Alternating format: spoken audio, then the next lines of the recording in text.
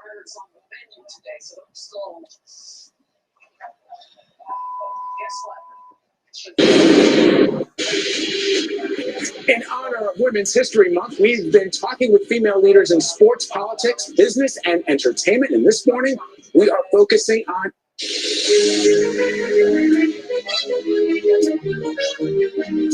every Friday during Women's History Month.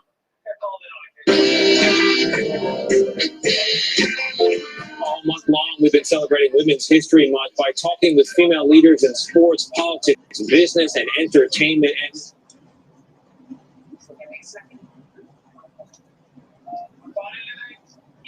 strangers, couple crack pipes, you just sit there for a while, but you have the murder weapon. Couple sales slips in her pocket, and charm bracelet. Any enemy? Sorry.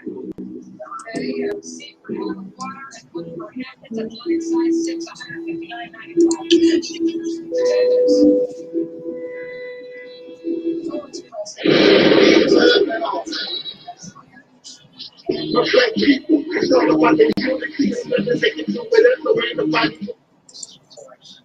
We are in a state of emergency. Want to tell them about it? Like to hear? Here it goes.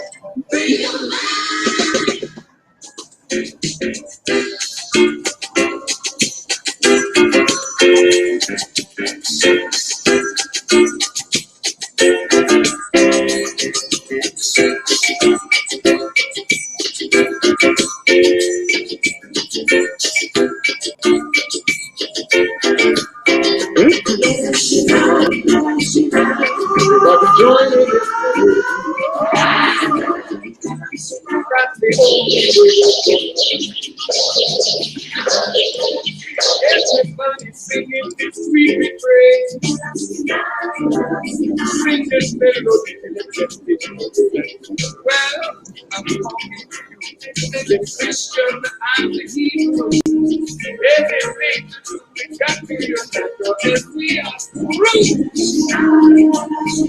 Everybody singing this sweet refrain. Sing this melody till it's dead in your brain. Everybody singing this melody.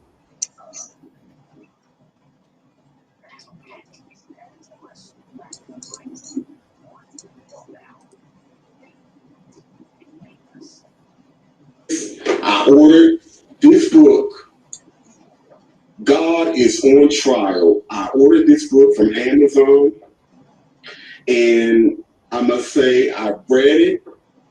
It's very well written, very thought-provoking. And so, sisters and brothers like Alberta Parish, again, God is on Trial. It is a provocative, thought-provoking, very real and honest point of view regarding the gods of major religions or of Abrahamic religions, and why those of us who follow these belief systems should be asking the same kind of questions instead of just blindly accepting and following.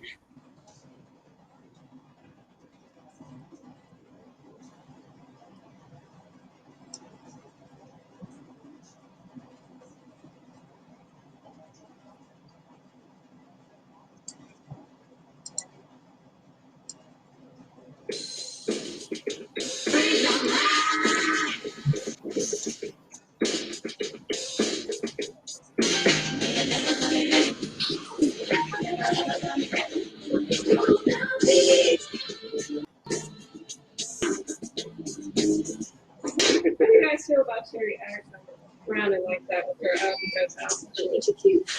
That's all I got to say. Sherry thinks she's cute. Thanks, honey.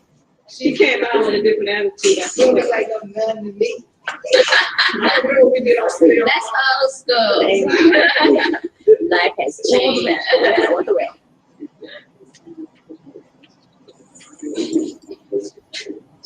Wait, who said Mr. T? did in Rocky. What was that? Rocky 3. Was it Rocky 3? Put the girl on my purse. Enroll. Resorts Casino. The brothers in the house. That's Prince. There we go. I don't have a lot to say. Come to see Terry. That's Terry, Cindy, and Ron. I trust that feeling. Does anybody have any questions of me before I get out of here? Let's see what you guys are saying. What's up, Soul Sister Rona? Hey, Taalik. I'm the bruh that did my Mike Jackson in Tunica, Mississippi. Hey, now. Hello to Terry. Respect. Bless up. Bless up. Bless up. Come to see Terry. That's Terry, Cindy, and Ron. It's Terry. It's important for the Black youth, especially, to know that we did have a history and that we did great things and that we had great people, and those things were not in the history books when I was in school. And what I'd like to be doing 5 years from now is attempting to rewrite the history books so that they'll know that.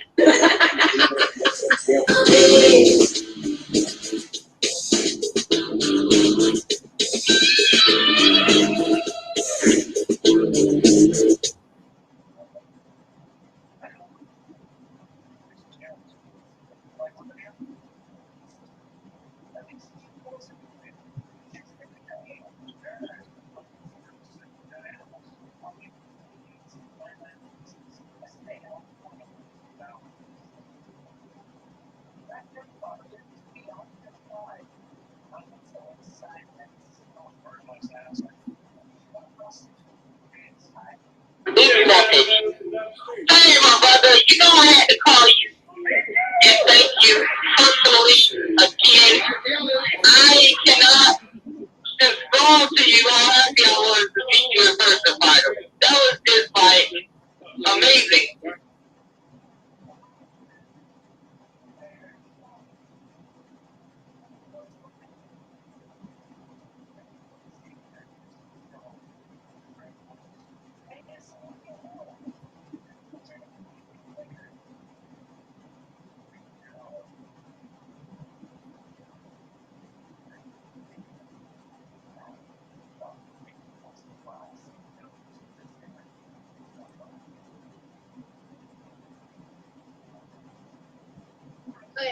Thank you for donating to my Uncle Taalik.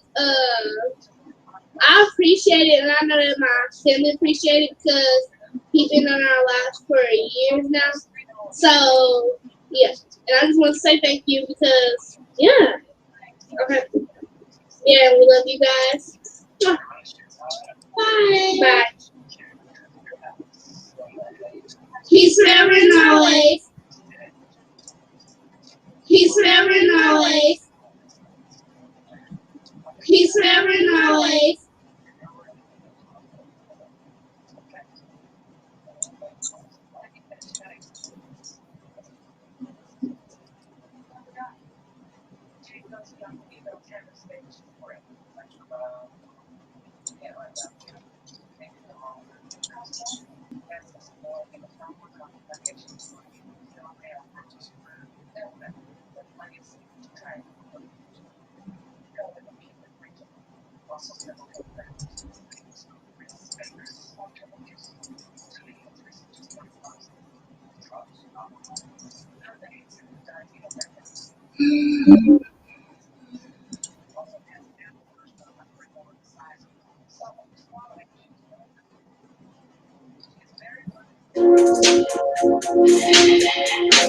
Everybody who is Black and interested in Black people, let us sit down and find out how we can get together in one direction against one enemy and accomplish this job overnight.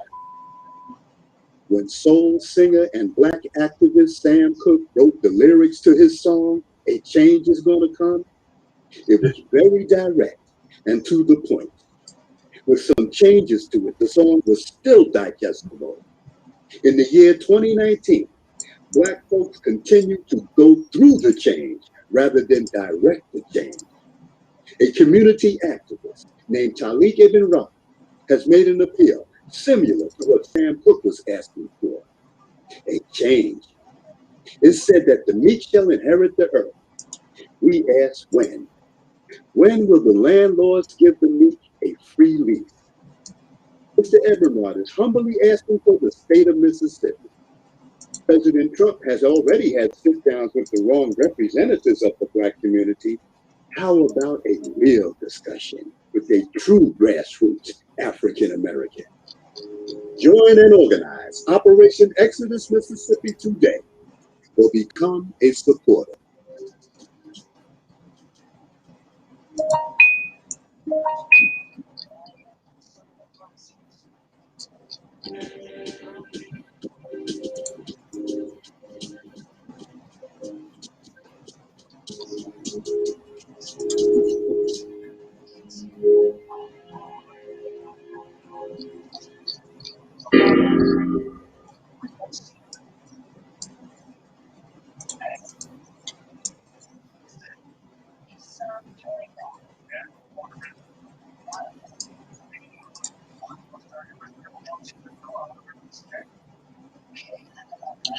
Oh.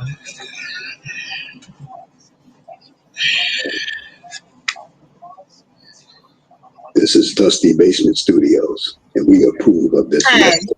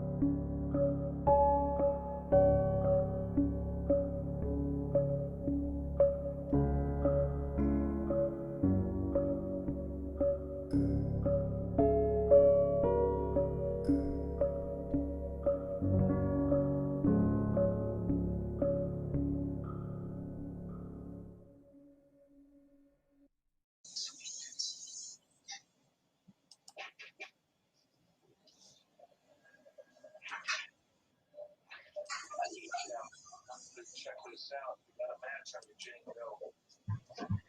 Rice 13. Wait, looks good.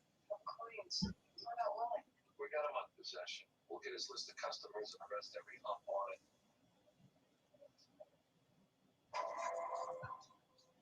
How long has she been missing? 4 days. Did you find her? We don't know. We're here. We need to ask you some questions.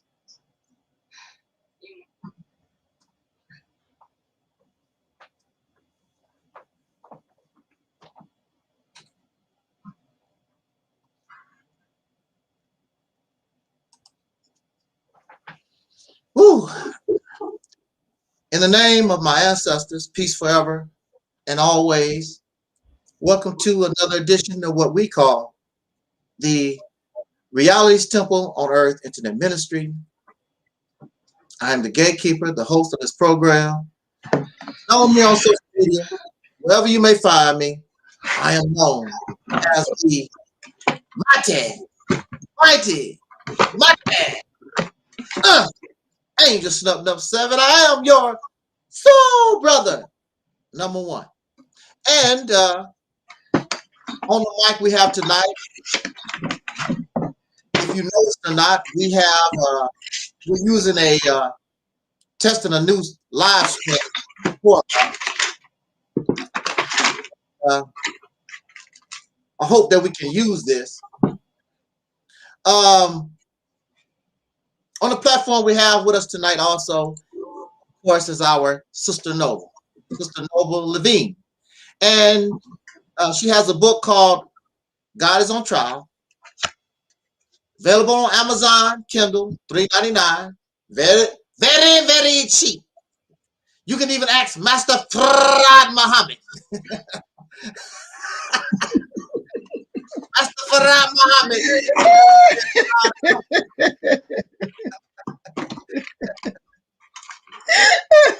Paperback, $13.99. The cheapest book in the so-called Black conscious community of which you know what. Okay. Oh. Yeah, so that's God is on trial. Yeah, so well tonight I'm still tired from that long talk we had yesterday. But my sister gave me a buzz. She wanted to come on tonight so we can blast these fake ass folks some more.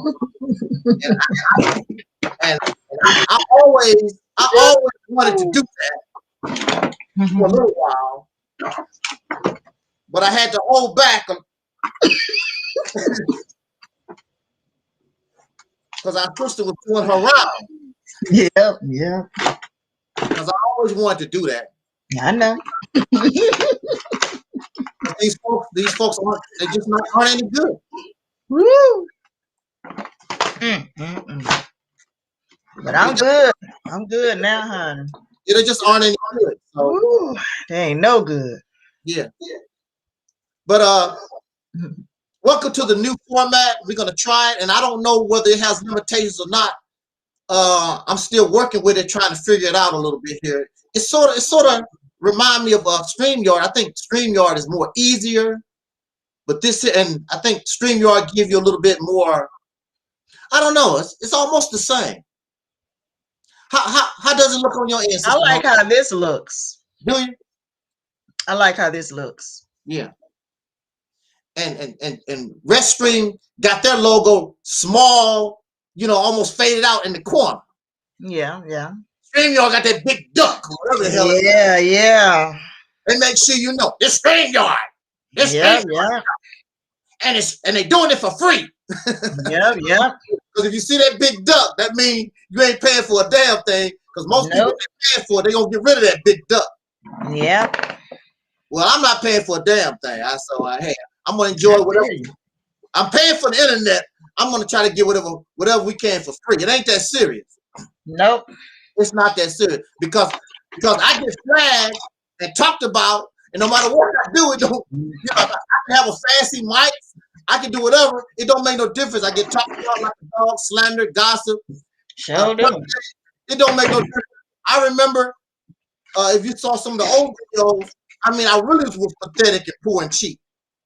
I wasn't up to date on the technology and still got flagged down. Don't make any difference. Exactly. We got a lot of haters, honey. A lot of haters. A whole lot of haters. Yes, we do. We got so many haters.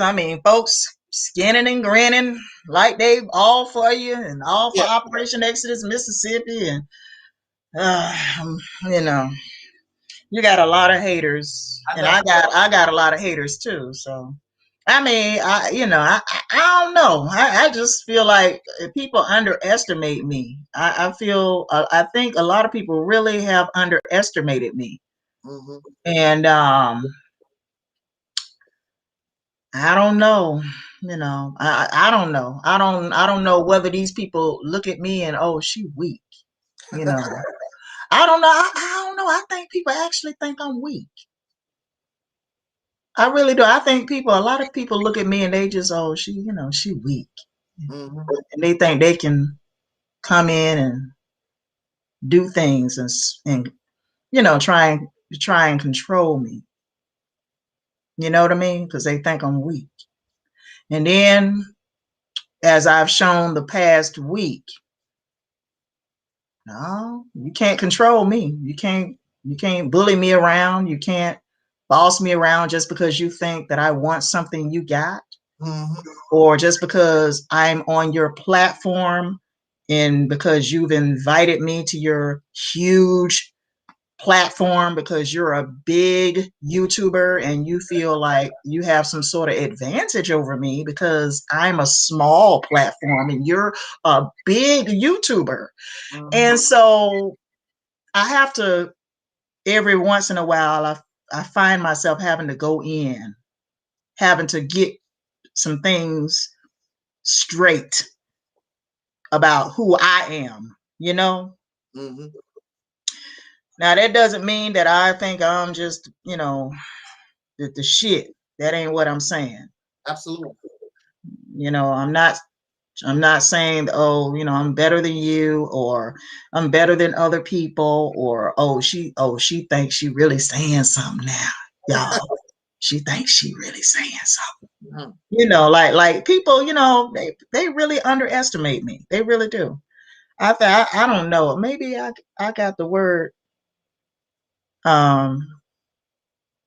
You know, maybe I got the word pushover over my forehead. Do you see the word pushover on my forehead somewhere? Do you see it? Like, is it? No. Like, okay.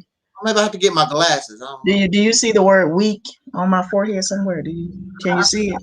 Hold on. Let me turn the light around. Do you see it now? Do you see it? I see an A. I see an A. You see a what? A. Okay. A. And what else? And some astrological type signs. And oh, really? And some chicken wings. Oh shit! I'm like, oh. You know what? You know what? I just got through eating some chicken wings. As a matter of fact, I just got through tearing up some chicken wings, and I wish I had got some more because I only had got 5 today. I wish I had got 8 instead of 5. But honey, it was good, honey. It was good. But anyway, honey, you know, I just had to go in on folks. You know, I had to, you know, spill the spill and spill the tea. You know, to let y'all know that the Black consciousness community is now on trial. Yes. As last week, I put the Black consciousness community on trial. And really, the Black consciousness community is unconscious. Okay, they're unconscious. But you know, let me let you go ahead and finish, you know, saying what you had to say before I go in on the Black consciousness community, because that's what I'm going in on tonight. Yeah. I'm going to refer to, you know, my essay that I wrote a few days ago, the one that you liked. Mm-hmm. You know, I'm going to refer to that one tonight.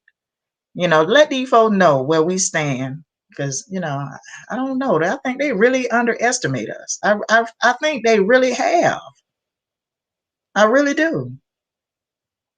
You know, but anyway, go ahead.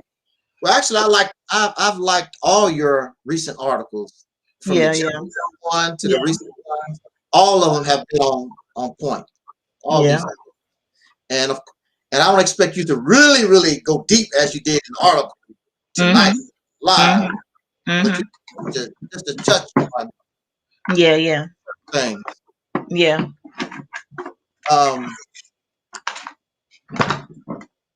The first thing I want to say, for some reason, some may think, and I'm only going to speak for myself, but I'm pretty sure in this instance, Sister Nova probably hold the same feeling. For some reason, some people think I find some kind of joy that putting this title, the Black conscious community bull doodle on trial, or whatever title video that you think is negative, that's not unity, that's not love, and all that. For some reason,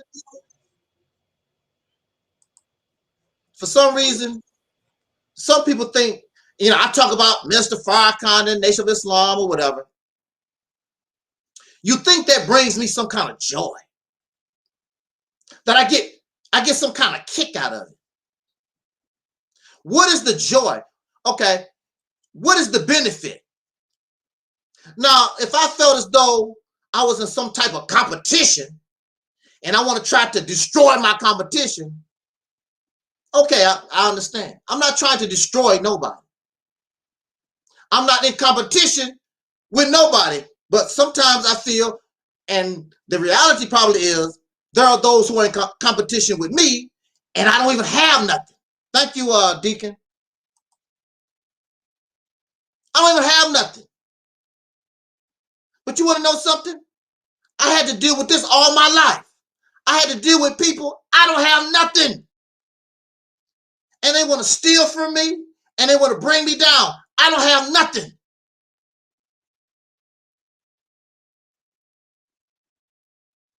That what gets me. Now here we are. We have something called the Mississippi Campaign. And they hate our guts just for saying something like this. We don't have no help. I looked at the Cash App. Nobody gave nothing today. They never gave no money yesterday or the day before. Nothing in the month of May at all. I don't even get chicken dinner money this month so far. But you have those, when they learn about the Mississippi Campaign, it just, this hatred just boils up in them. Why? I don't understand why. Well, they get angry about what I say anyway, even prior to the Mississippi Campaign. But now, I mean, it's really hateful. Because, see, prior to the Mississippi Campaign, people would ask me, well, what's your plan? What you gonna do? What's your plan? And quite honestly, I didn't have nothing. But I can admit that. I know we can do better than what we're doing. That's all I can say. I ain't have nothing. But now, it's different. When they say, well, you ain't doing no, what you got? What kind of plan you got? Here we go. Now, some people, I would present the plan and I don't hear nothing from them no more. They go on about their business.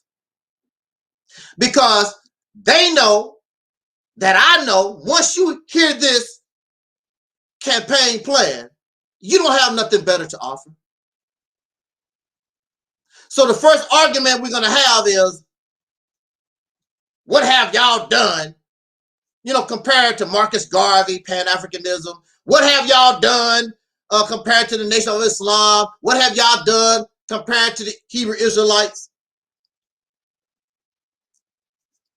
That's stupid and a desperate, that's to bring something like that up. Because the Mississippi Campaign is 3 years old with no money, no help.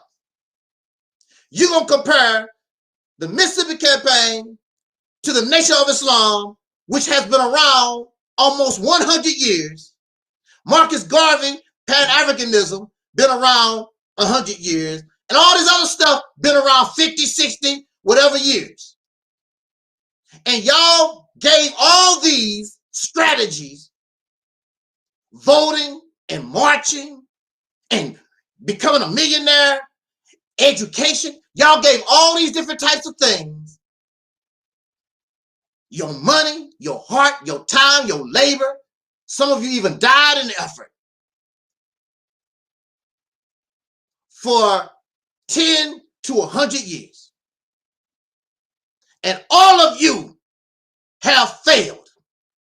That's why we exist, is because you failed. If you were winning, if you were successful, there would be no need for me to say anything. What is there for me to say? Because I will go outside my door. There's the Pan-African Bank. There's the Nation of Islam electric company. There's nothing for me to talk about. What is there to talk about? The reason why I'm talking is because when I go outside, there is no Nation of Islam airport. There is no Pan-African shoe factory. There is no pro-black military, except the Black Panther Party, and y'all carrying around these old rusty ass guns that you got from the pawn shop. You have nothing. And you've been doing this from 10 to 100 years. And you have nothing. So the anger comes down on me is because I remind you that you have nothing. So I ask you, why don't you try a new mindset? Why don't you try something different? You don't want to do that. You want to continue to try to put a square peg in a round hole. That's what you want to do. It's not going to happen. It don't work. You don't want to. You live in denial. It don't work. That's why this exists. It's not because I want to make mockery of you. It's not because I'm jealous of you. Jealous of what? You're not successful. What is there to be jealous of? Because you make 50 cents from your little lemonade stand? You are in competition with the white man or other people where they are bringing in billions, trillions of dollars. They control a lot of resources. They make a lot of laws. That's who you are in competition with. And you are doing things that don't put you on the level of these people you are in competition with. You're not even in the game at all. You're no threat. You don't even control your neighborhood, because if you control your neighborhood and you don't want no Arabs, they won't come there, but you don't control nothing. If you don't want no Chinese to come in your neighborhood, they won't come there. They don't want us there. But you don't control nothing. That's why the rats are there. You can't control them either. You can't control nothing. But you want to come on YouTube and put on this show like they do in church. Get up in church and holler in the Monday and glory, glory, my Lord, glory, glory, my Lord. I wanna dance, I wanna shout, I gotta. Boy, the foot get to tapping, I gotta. Only thing y'all did was put black power in it. Woo! Marcus Garvey, hotel, yeah. Black power. Go ahead, brother. Yeah, black power, shout it out. Shout it. Oh, yeah. Hotel, assalamu alaikum, power bar, got it. Woo! Same stuff. It's just a different way. It's the same stuff. And so when you leave the church, after all that hooping and hollering, you don't have nothing except a good feeling. And so when you do all that hollering at the mosque, or you listen to Tariq Nasheed or Young Pharaoh, after you do all that hooping and hollering, you don't have nothing. So you like a drug addict. You set your YouTube and you put on that reminder for the next video. Your next hit. Just waiting. And some of y'all treat me that way. What Angel Snipper Levick is going to say tonight? You do me the same way. You're a drug addict. See, if you act upon what I'm talking about, you don't have to wait to get high. If you did the work, you can get high on doing the work. But since you're not doing the work and you're not successful at doing the work, then you got to get an artificial high. When Angel gonna come back on again? I ain't heard you talk in a long time, brother.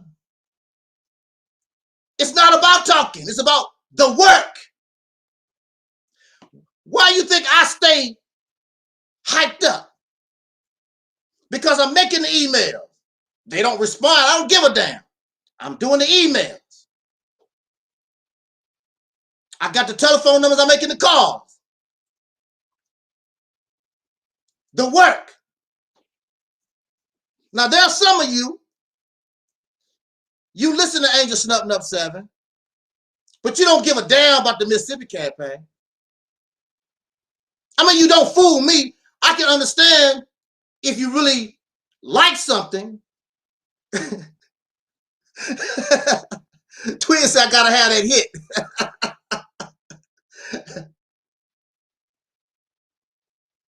You like, and you can bear with a lot of the things that I say, but you don't care nothing about the Mississippi campaign. I know because you don't talk to me about it. And I know you're not doing the work, because if you was doing the work, you'd be happy to say, Angel, I got this person channel that you can go to and talk. I made a call to the mayor of Jacksonville, Florida. I mean, that's Jacksonville, Florida, but I got you a conference with the mayor. I got you a conference with my family members. It was a person here that got his family. I did a special video. His family members sat down and listened to me. That's the work. Now, whether they come back or not, it don't make any difference. You did your job.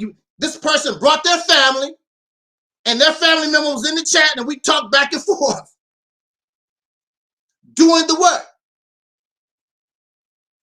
Now, you don't care nothing about the Mississippi campaign, but at the same time, you said that we need to be liberated, we need to be free. How you gonna do that? It's gonna drop out the sky? How's it gonna get done? Sitting watching my videos and eating bonbons is not gonna get the job done. It's not gonna change your condition. Now I remember, and I'm not going to divulge Sister Noble's private life or anything like that. And she was talking some nonsense as far as I was concerned.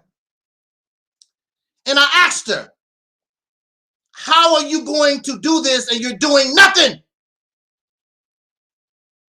How is your condition going to change?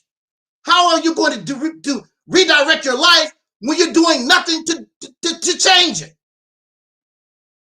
With all due respect.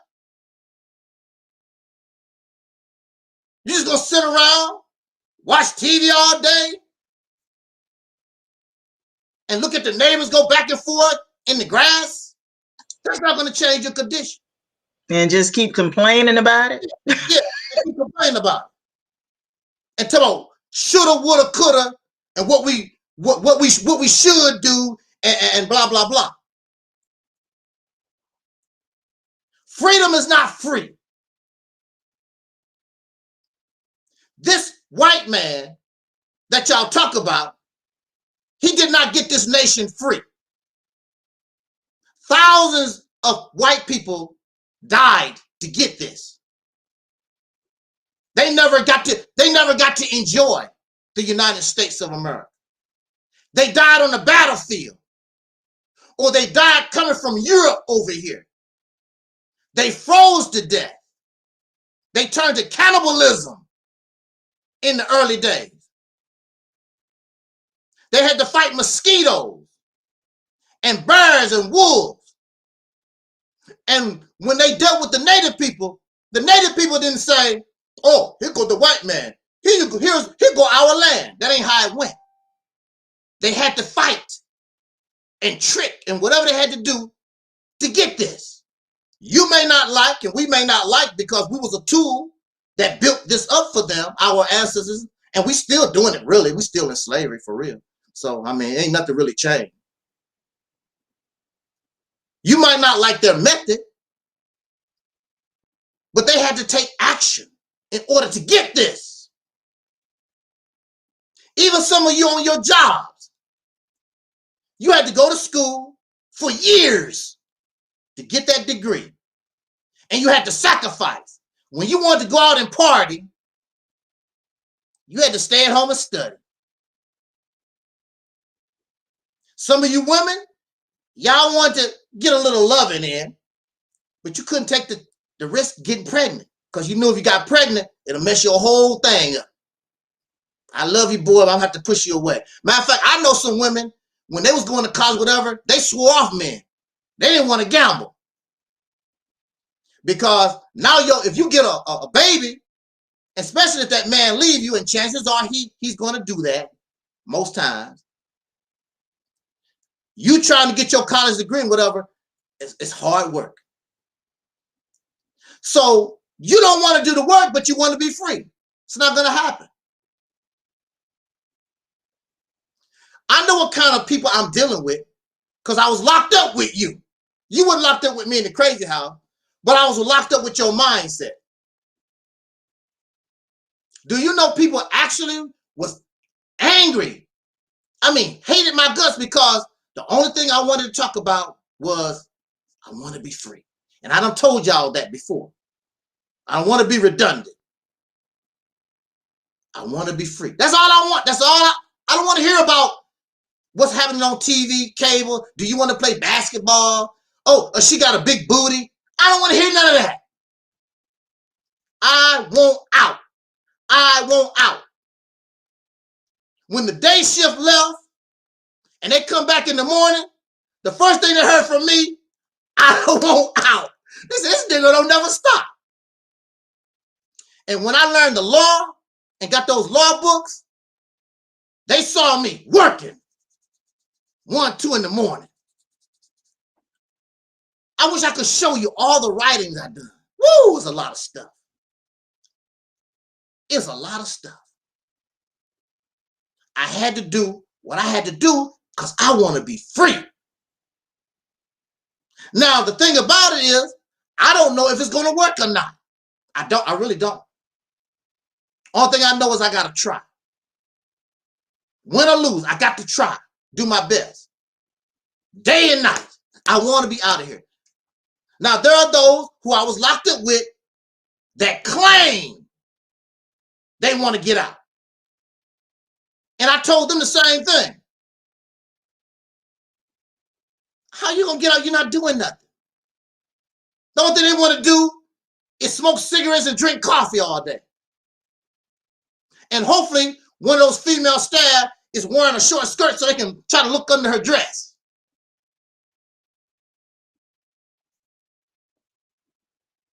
How you going to get free with that kind of mentality? So, I mean, you can come here. You don't have to support the Mississippi campaign. And you don't. Because actions speak louder than words. You don't have to tell me that you don't care nothing, really care nothing about the Mississippi campaign. Your actions speak louder than words. You do nothing. But that's all right. At least be honest with me. You can tell me, well, brother, I like how you talk, whatever. That Mississippi campaign is bull shit. It's not going to bother me. We still cool. But those who understand, the train keeps rolling on the tracks. Leave your happy ass behind and with your donuts and your cable TV and your parakeet. You a loser. You're a loser. You should have got on that train. You're a loser. You should have got on that train.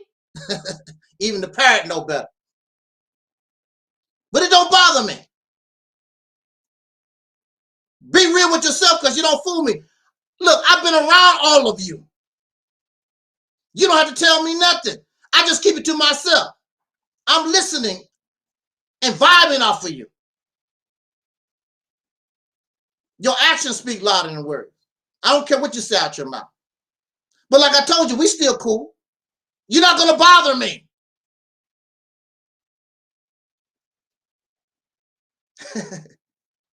But I don't have no hatred toward nobody. It does not bring me some kind of joy to talk about the Black conscious community. There's no benefit to me. However, after all this time, is something called accountability. Because you're taking money from the community and you're making these claims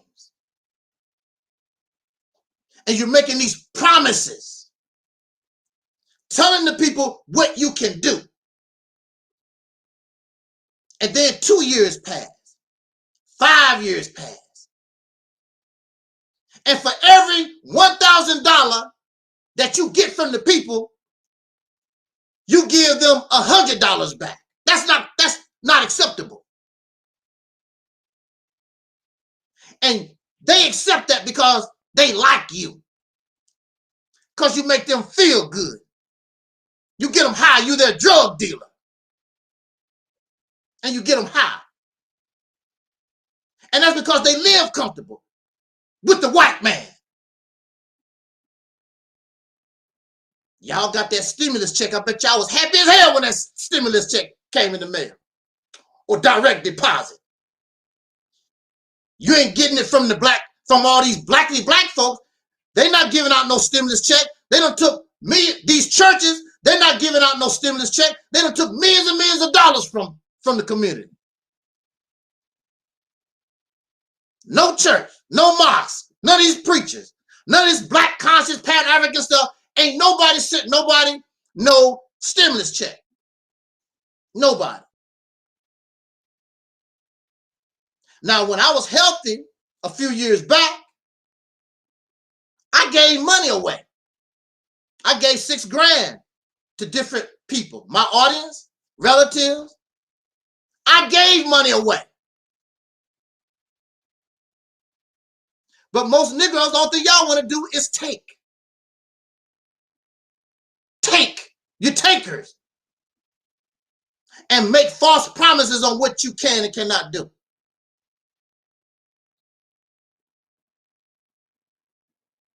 I'm not making no false promises. I know that this Mississippi campaign can work because our ancestors was doing it already. The only thing I did was bring it up to date. That's all I done. And they were working. Not all of them, but it was a good amount of them where they was kicking butt. They was progress. That's why the cracker had to stop them. Y'all keep talking about the CIA and the COINTELPRO and their agents and the spy. You know I don't need no damn spy, no agents with your lazy ass. You ain't doing nothing. Spy on you for what? So when you get up in the middle of the night, go get a glass of Kool-Aid? You ain't doing nothing to spy on. None of it. Nobody ain't doing nothing. That's a threat. That's why they let you on YouTube. That's why they let you have the Million Man March. That's why they let you do all this stuff, because you're not no damn threat. Let you have a party. You're not no threat. That's why they let you do what you do. Y'all can talk all you want to on Zoom. You can talk all you want to on YouTube. You can talk all you want to on Facebook. Because that's all you're going to do is talk. So it's time for accountability, because the masses, especially our younger generation, they deserve better. That little baby that was just born don't know. So somebody got to speak. Somebody got to stand up for that child. I would do that. Your parents is full of bullshit. Lazy ass cowards. Your parents should have kept you wherever the hell you was at. They brought you into a damn cesspool. And don't want to do no better for you. I don't have any children. Sister Nova don't have any children. But you have children. And talk about you love them. I love my grandkids. I sure love. And then I see on Facebook, you on Facebook with pictures of your grandchildren. Rock-a-bye, baby. And to the treetop, the we rock. And don't give a damn about these children. You don't. And then they turn around when they get of age and talk about you like a dog. You failed them. Because you did. Because you did fail your children. You dropped the ball. Because you're a comfortable ass slave. You are comfortable with the bits and the scraps that the cracker allow us to have. The $1 million basketball contract, your raggedy ass face on CBS this morning, you know, whatever crap that they let you get, you happy with it. And you don't control a damn thing. LeBron James is a slave. A highly paid slave. The people that own the basketball team make way more money than LeBron James do. And don't play basketball at all. The people that play the game get less. These suckers, I own the team and make all the money. You do the actual work. LeBron James do the actual labor. Yeah, he gets some money. Yeah, he get a little taste. He don't control nothing. Nigga, get your ass out on the court. And as soon as LeBron James hurt himself or break his leg, they ready to get rid of him. Because they're not your friend. They're not your friend. You're nothing but a damn racehorse. And if LeBron James was a racehorse and break your leg, after all those races that you won and made them millions of dollars, they'll take you in the back and blow your brains out. This is the position that you want to stay in. And you want to get angry at this platform because we can't take it no more. I'm sick of it. And these people, these Pan-Africans, Nation of Islam, and all this Kemetic stuff, whatever it is, they are in the way. They're doing nothing. That's not my fault. Do something, be successful, and I can shut up. But that's too much work. That's too much work. And that's something you really don't want to do. You want to lay around, run your mouth, and here you are in Harlem with a Mercedes-Benz trying to show off in front of the poor. Because your little ragged ass Mercedes-Benz don't mean nothing where people have Mercedes-Benz all the time. Ain't no big deal. Your Mercedes-Benz don't mean a damn thing. But the poor people, oh, he driving a Mercedes-Benz. So, don't mean nothing. To poor people, people that don't have nothing. But the folks that got it don't mean nothing. My Mercedes-Benz is brand new, bruh. What year is yours? You know, they don't mean nothing to them. I remember Brother Polite and that one brother, that lawyer. I forgot what his name was. That lawyer, what's his name? I forgot what that brother. Anyway, they was debating. And they actually had a debate over their car. I don't know if it was a Mercedes-Benz, it was a Lexus. I don't know what the car was. Debating over well, my car is a 2000 something and yours, mine is more newer. You slave, you did not produce the car. You didn't make the steering wheel. You didn't make the tires. You didn't formulate the oil. You fighting over some stuff another man made. Now, if I make it, I don't give a damn if it's a piece of junk. But if I did it with my bare hands, at least I produced it. And I'm proud that I produced it. They bragging. And mind you, these are black power folks. They bragging over something the cracker made. Is that a brand? Is that a brand name? Cracker made? Graham Crackers? Is that a brand name of something? Saltines?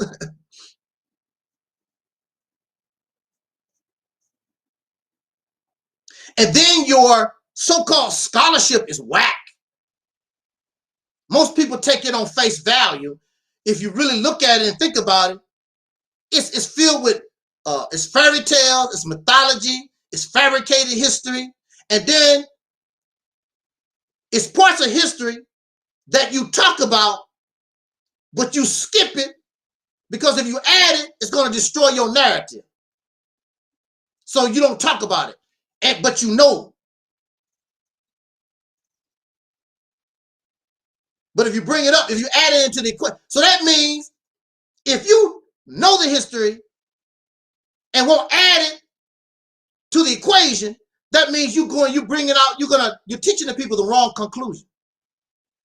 In order for us to come to the right solution of a problem, you got to add all the numbers. If you get some apples and say, hey, I got 7 apples, but just so happened one of them fell on the floor, that's the wrong number.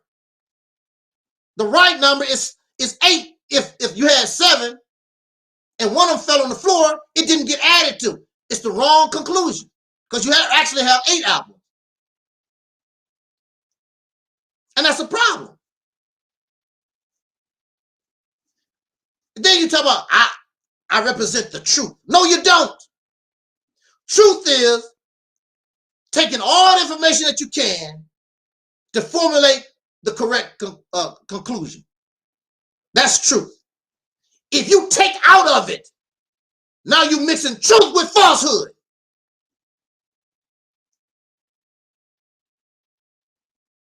That's what you have done.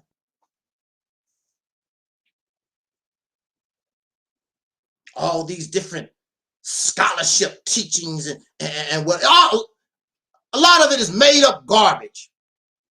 It's made up. A lot of this stuff, and I'm going to turn the mic over to our sister here.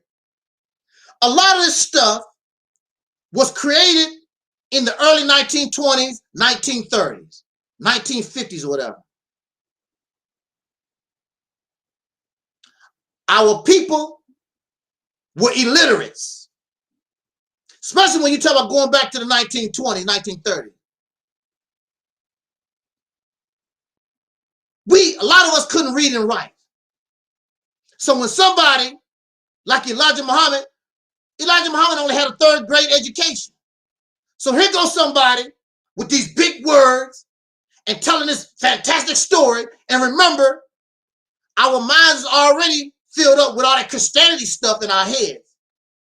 So one thing he did was bring something, a new plantation to jump on. That's all he did. You was already ready to accept. And when we got Christianity, we did not examine that either. We took it on face value. So when Elijah Muhammad, when Noble Drew Ali, Father Allah, or whoever these, Marcus Garvey, when all these people start coming, whatever they had, you took it on face value. And the reason why you accepted it was because it fed your emotion and it was giving you an answer to how to try to get out of your oppression. That's why you accepted it. Because it made you feel good and you wanted to be liberated and free. That's why they accepted it.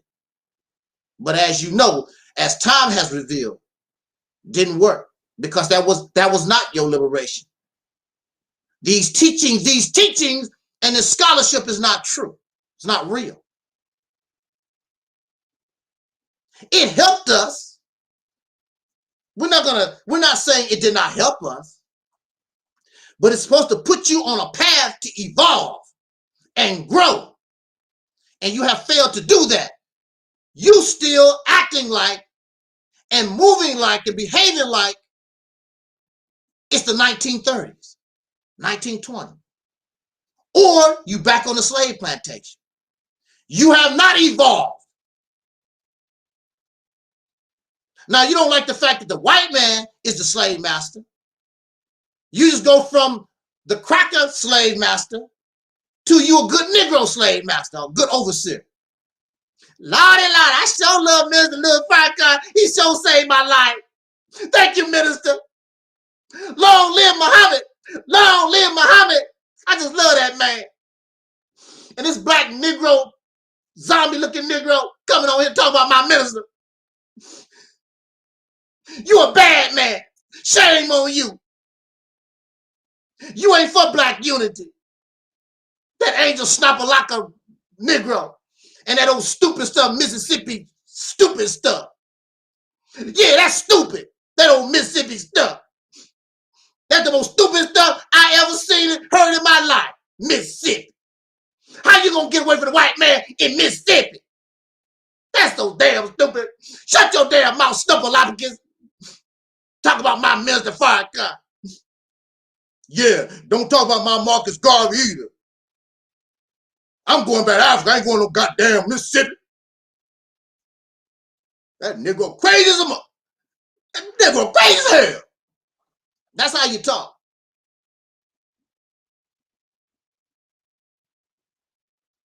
But where you at though? Nation of Islam been around for 100 years. We need to separate from the white man. Never tried to separate, not one time. Out of whole 100 years. Minister Farrakhan's clique haven't tried to separate. Eric Muhammad ain't tried to separate. What's his name? Roy Jenkins. None of these factions, none of them have tried to separate. Separate from the white man. Never even tried. Pan-Africanism. Go back to Africa. They ain't went back to Africa yet. It's a few handful, but the majority just run their damn mouth. The prince of Pan-Africanism, Mr. Umar Johnson, he go visit and bring his ass right back here. I thought Africa was the place to be. Remember that old jingle from that old sitcom, Green Acres? Africa is the place to be. Farm living is the, you know. But Umar Johnson, he took the verse from that woman that didn't want to live in the countryside. New York is where I'd rather be. I don't want to smell the, stuff I hate. Umar Johnson wanted to bring his happy ass back to the United States, that country ass Africa. And then Africa, wherever they go in Africa, is controlled by the crackers. And those cities, if you look at those African cities, it look like you're in Europe. And they act like Europeans. So I might as well stay right here. Hey. Might as well stay right here. Go to Africa. But these people been around 100 years. They take your money, they take your time, your labor, and they keep telling you, one day, we're going to get this thing. We're going to have this.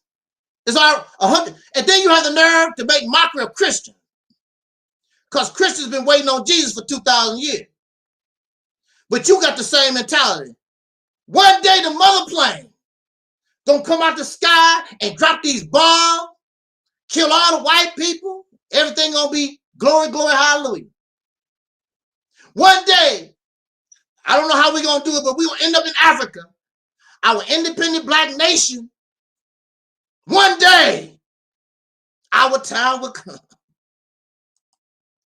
And you make fun of Christians, same stuff. And when you look up for the mother plane, 2,000 years went by. Your happy ass still not in Africa. Matter of fact, Russia and China probably took over Africa. Now Africa is the new China or something. Who knows? You want to get angry at me because you need to be held accountable. Nobody's holding these people accountable. Well, that Mississippi campaign, we're going to hold you accountable. You're damn right. If I cannot produce, stop giving me your time and your money. Now, you have earned the right to tell me, sit your ass down. But the difference between me and them, I'll be happy to sit down and support somebody that got it going on. That's the difference between me and them. They a bunch of losers that want to keep losing because y'all really don't want to be free. It's too much work. It's too much work.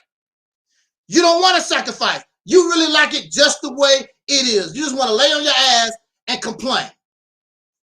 Like they used to do, them guys I was locked up with. They didn't want to be free. They just like complaining. Well, one day I'm going to get out of here and I'm going to do this and blah.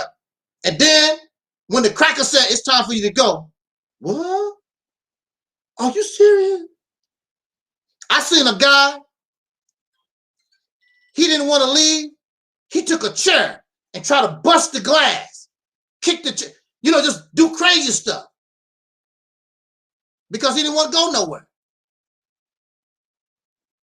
Put on a show. He never did want to go nowhere.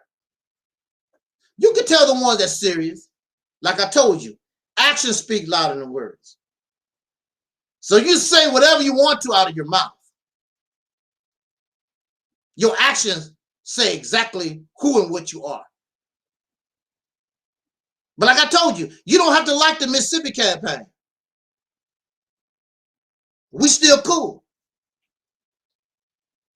But I can't give you my attention because I'm trying to get the hell out of prison. You happy being in prison. So don't expect me to give you a lot of attention. You a slave. I'm trying to run away. And right now, I'm running away, taking his mic and passing it over to our sister Noble. Thank you, brother. Thank you. These people don't want freedom. I'm convinced they don't want freedom, and they want to be right here with the white man, living in fear, continuing to be lynched. They want to continue to live in squalor with their enemies. And the so-called consciousness community promise you liberation. They promise y'all liberation, but they're oppression pimps. You know, they don't care about y'all. They don't care about y'all freedom or liberation from oppression. They're pimping you. And I decided to put the Black consciousness community on trial after a negative incident occurred. Okay, last Sunday on May 2nd. It was last Sunday on May 2nd. When I first appeared on a popular YouTube platform back in February, my intentions were completely pure. I wanted to promote my new book, God is on Trial. And I looked at the opportunity to appear on this platform as good PR for my book. Little did I know that months later, I'd be caught up in a situation which I was being deceived. I was being deceived by this individual or these individuals, okay?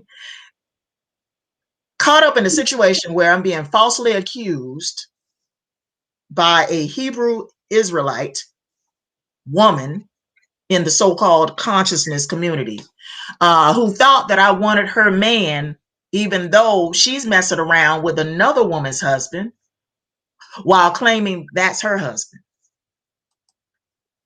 But she will never be his legal wife. Okay, you can only have one legal wife in the US, okay, according to law. Okay. Now, with that being said, y'all know what I'm talking about. You can only have one legal wife in the US according to law. Okay. I know y'all want to say that, oh, that's my wife over there. Oh, that's my other wife over there. No, you're only married to one female. Okay. And that's the real wife, the one that you're actually married to by law, the one that you have a marriage license, okay, for. So anyway, I know y'all are greedy. A lot of y'all are greedy. You can't just be happy with one woman. You got to have several different females, and and one of the females in that situation is not going to like the other females. And therefore, you're going to have trouble on your hand. If you got one of those females in that situation that is a jealous Jezebel, that's going to be hell for you. Okay. I'm just letting you know. But anyway, I've put the so-called consciousness community and their bull doodle on trial because these people are not interested in true liberation for the American Negro. And all they do is feed you false hope and promises while taking advantage of your oppression. And those in the so-called consciousness community who claim to be conscious, you're not conscious. A truly conscious person would not have done what you did to me. If being a conscious person in the so-called consciousness community means being deceitful, manipulative, and a backstabber, then I don't want your brand of Black consciousness. I mean, I don't want your Kemetic principles. I don't need your Kemetic principles. I don't need your 42 laws of Ma'at or your Hebrew Israelite doctrine. I mean, I don't need your Christianity or your Islam. I don't need your Black supremacist ideologies and your Pan-African studies or your pro-Black teachings to be a conscious person, okay? I was already conscious before I joined your pro-Black conscious platforms on YouTube and Facebook. I was already conscious before I was introduced to some of you Black supremacists in my social networks. You know, my consciousness, I'm telling you, my consciousness does not involve having only knowledge of ancient Black civilizations or knowledge of their religious and spiritual systems. Y'all understand what I'm saying? My consciousness does not involve having only knowledge of ancient Black civilizations and their religious and spiritual systems. And, you know, the things that you read in my book, this does not make me a conscious person. Okay? All the stuff that you've read in this book does not make me a conscious person. My consciousness expands beyond religion and spirituality. Okay? And because I reject your Pan-African and Black, your pro-Black ideologies does not make me anti-Black. I don't need you to tell me I'm Black. I don't need you to tell me I'm a Moor. And I don't need you to tell me I'm Kemetic. I damn sure don't need you to tell me I'm Hebrew Israelite. And I don't need you to tell me I'm a Christian or a Muslim or Jehovah's Witness or a Scientologist. I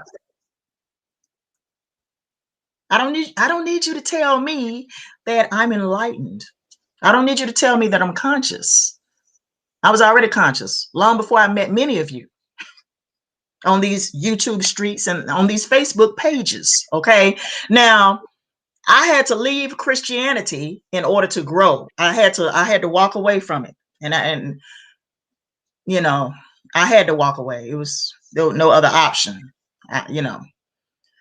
But don't assume because I've only been removed from Christianity several years now that you must teach me about being conscious.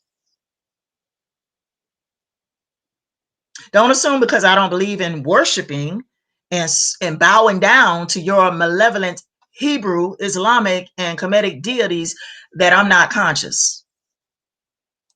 See, a lot of y'all, well, you know, I heard, you know, well, not heard, but I read a comment one day about, oh, she believe in God, but she believe in aliens. Duh. The biblical God of the Bible is an alien.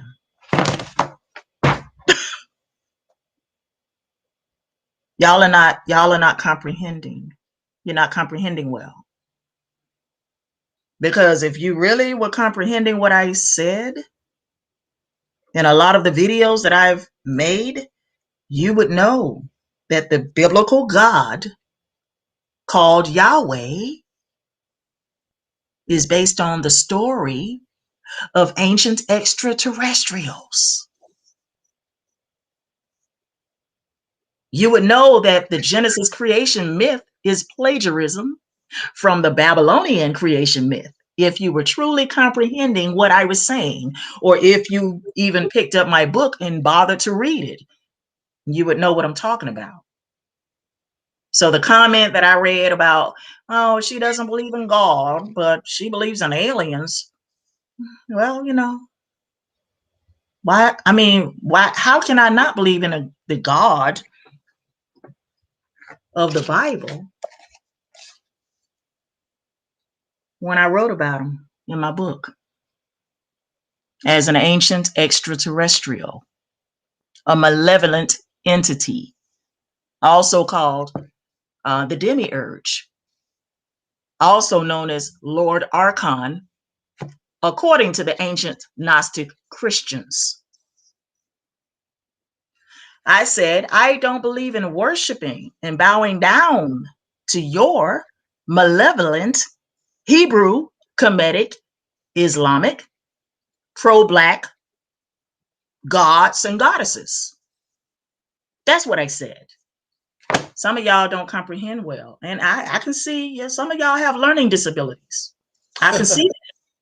I can clearly see that. A lot of y'all, well, it ain't just some of y'all. There's a lot of folks that look at our videos and they cannot comprehend what's being said. I can see a lot of people have learning disabilities. Something happened, I don't know, in their childhood. Maybe they got too many vaccines during their childhood. Maybe they were on Ritalin during their childhood.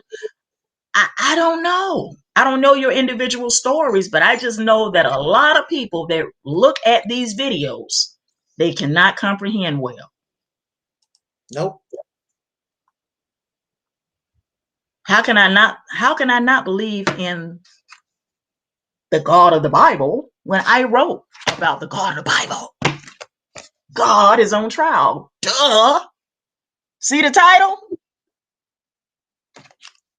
But what I said about this God called Yahweh in the Old Testament is he was actually known as Lord Archon by the ancient Gnostic Christians. And the Archons were a psychotic species of extraterrestrials who lacked empathy, and they were like cyborgs, robotic in nature. And the word most associated with the Archons was deception. It's in the book.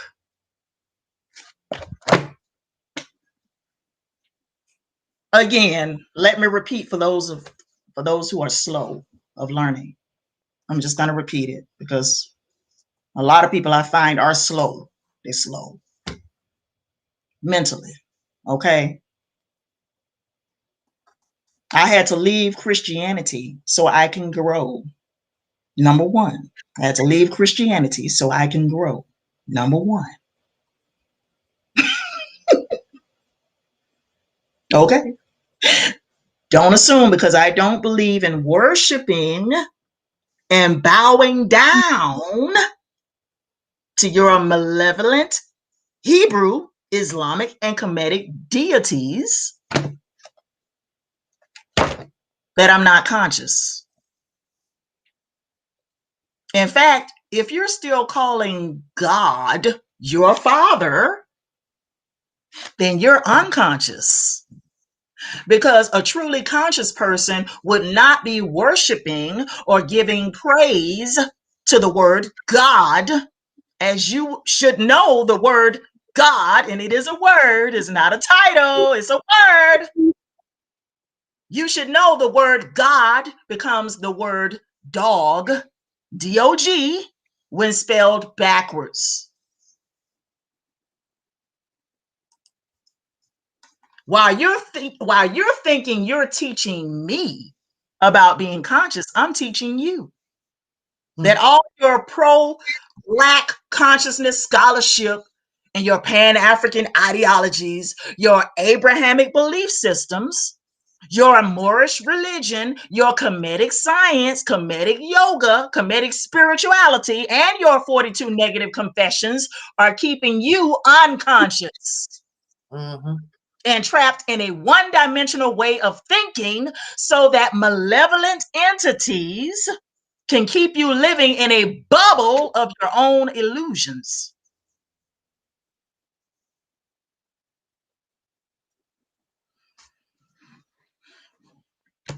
Wrote about it already in my book.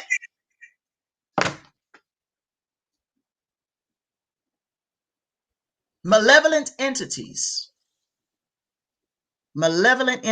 according to the Babylonian creation myth,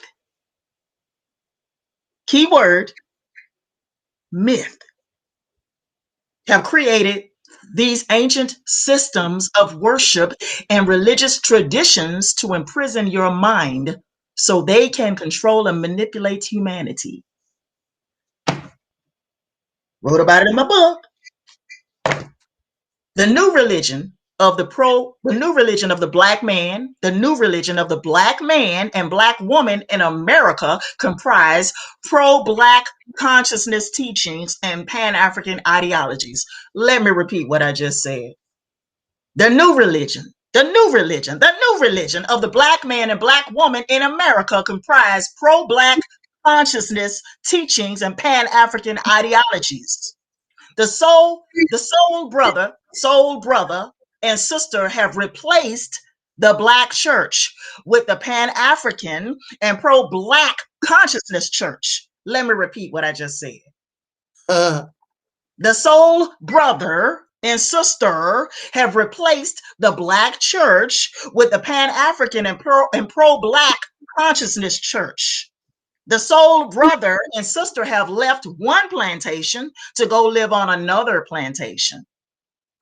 You thought that you have escaped one slave master only to run into a different slave master. Only this slave master is far worse than the first.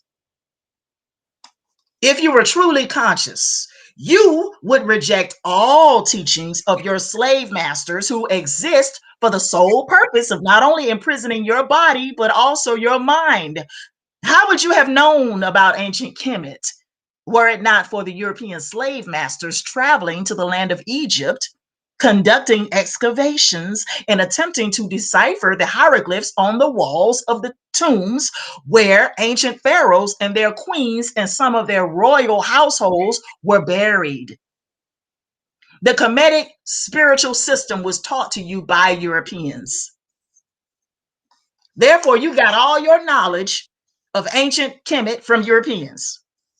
If they had not allowed Negroes to study Kemetic language, culture, and religion in their universities beginning in the 1950s, such as Dr. Ben, then you Negroes today calling yourselves Kemetic priest and priestess would still be ignorant. You would know nothing about Kemet if Europeans had kept the books away from you. You don't really know what the ancient Kemites did during their religious ceremonies. Were you there? Admit it. You got all your Kemetic science and spirituality based off what Europeans wrote in books. Understand that the Negro in America was not allowed, the Negro in America was not allowed to travel to these places like Egypt to conduct any excavations or see the pyramids and the hieroglyphic writings on the walls of the pyramids for over 400 years. In addition, Negroes were not allowed to study Egyptology or Sumerology at universities until the 1950s.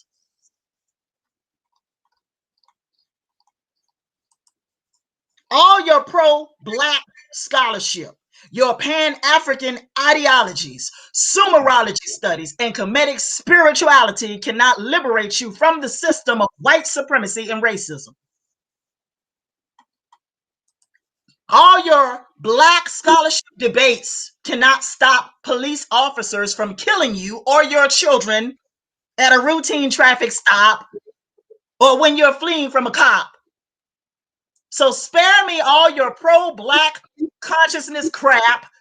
Don't think that because I reject your pro-Black teachings that I am anti-Black. Many of you in the pro-Black consciousness community are anti-Black. Many of you are. In the pro-Black consciousness community are anti-Black. I said it.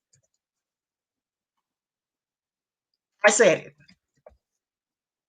You're anti-Black. Many of you go out of your way to hurt other people that have done you no harm. You go out of your way to hurt other people that have your same skin color and has done you no harm. Many of you are deceitful liars and con artists. Many of you pro-Black consciousness, religious nut jobs have caused the unnecessary death of someone, or you have unjustly spilled someone's blood. Many of you have blood on your hands.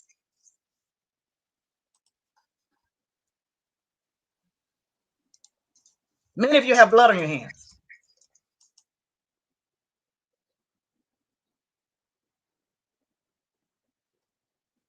Many of you have spun Black oppression into a business and have taken advantage of people who are possibly the most downtrodden and marginalized among us. While you promise them liberty, all you care about is their money and what they can do to fill your pockets and bank account. And if they can't do anything for you, you reject them and discard them like trash. Don't even want to bring them on your platform. You don't want to have nothing to do with them because you see them as trash. You so much higher than we are. You're so much more popular than we are. You have this huge platform, and therefore, if people want to come on your platform, they got to pay the cost, right? If you were truly conscious, you would behave in a manner that is honorable. A truly conscious person is not full of deceit. Mark my words, full of deceit. A truly conscious person is not full of deceit. I know what I'm saying tonight is going to go right over a lot of people's heads. I know it. That's why I'm repeating myself, because I want you to hear me. I want you to hear me.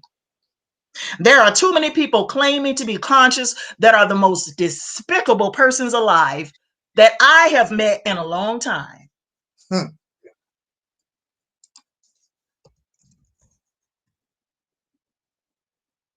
I said it. There are many people claiming to be conscious that are the most despicable persons alive that I've met in a long time. A bunch of liars, deceivers, backstabbers, and manipulators. You're not conscious. Being conscious does not entail having all this spiritual knowledge and wisdom and knowing the secrets of the universe and spiritual laws and knowing how to put roots on somebody or cast a fucking spell or use sex magic to get what you want out of a man. A truly conscious person is full of light and love. But many of you so-called Negroes, conscious Negroes. I forgot the word conscious. I got to throw the word conscious in there. But many of you so-called conscious Negroes have no light in you. And neither do you love anyone except yourself. While many of you pretend to be children, you pretend to be children of the Most High, but you are children of darkness. That's what you are. Many of you who pretend to be children of the Most High are children of darkness. You say you're gods and goddesses, but what type of god and goddess are you? A slave master? That's what you are, a slave master. The concept of a god king and goddess queen that concept alone came from ancient extraterrestrials who, when they engineered Homo sapien humans, had set themselves up as gods and goddesses over the people and became their overlords, spiritual leaders, and enslavers. Your God is a slave master, okay? That's what I'm trying to tell you. When malevolent beings cohabited with human women, according to ancient sources, and these women bore children, according to ancient sources, they too became rulers, kings, and queens over the people. A goddess queen in the ancient world was usually malevolent, and most were diabolical and even tyrannical. Malevolent being evil, okay? Black supremacists, pro-black, blackity black people, Hebrew Israelites, Kemetic priests and priestesses, Pan-Africans, Moors, Christians, Muslims, ADOS, FBA, Foundation of Black American, Nation of Islam, the 5% Nation, Carbon Nation, Black Lives Matter, are not capable of bringing any true liberation to soul brothers and sisters living throughout North America. So then what is your purpose? What then is your purpose? You're all unconscious. Because if you were truly conscious, you wouldn't be online hosting Black scholarship debates week after week. Instead of all of you, instead, all of you cornered off into these groups that I just named would become one unified body without any major divisions in the body. You would then pool all of your resources and use all your Black scholarship knowledge and wisdom and historical data to bring true and complete liberation to the soul brother and sister on American soil. Let me repeat what I just said, because I know some people didn't get it. I know they didn't. I said all of these Black consciousness groups that I named before are not capable of bringing any true liberation to soul brothers and sisters living throughout North America. So what is your purpose? You're all unconscious. I'm talking about Black Lives Matter, Carbon Nation, the 5% Nation, the Nation of Islam, Pan-Africans, Moors, Christians, Muslims, ADOS, Foundation of Black Americans, Kemetic priests, all of y'all, Hebrew Israelites, all of y'all are unconscious. Because if you were truly conscious, you wouldn't be online hosting Black scholarship debates week after week. Instead, all of you cornered off into these little groups would become one unified body without any major divisions in the body. You would then pool all of your resources and use all of your Black scholarship knowledge and wisdom and historical data to bring true and complete liberation to the soul brother and sister on American soil. You have failed. Right. Knowledge is power only if it is applied to your current condition. All the knowledge, all of it in the world means absolutely nothing if you're not applying that knowledge to your current condition in order to liberate yourself. And I mean, all of us collectively. Okay? If you were truly conscious, we would already be a liberated people. Right.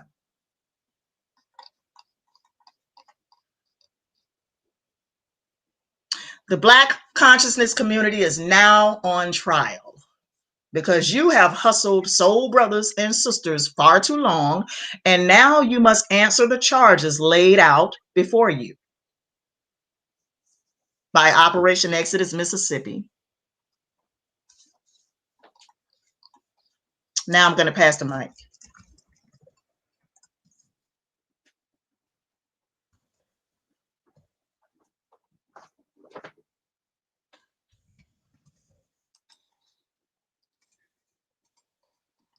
Shit, I was enjoying that. Now you stop. oh, you want me to? Because I got some other stuff now. I could be talking about too, honey.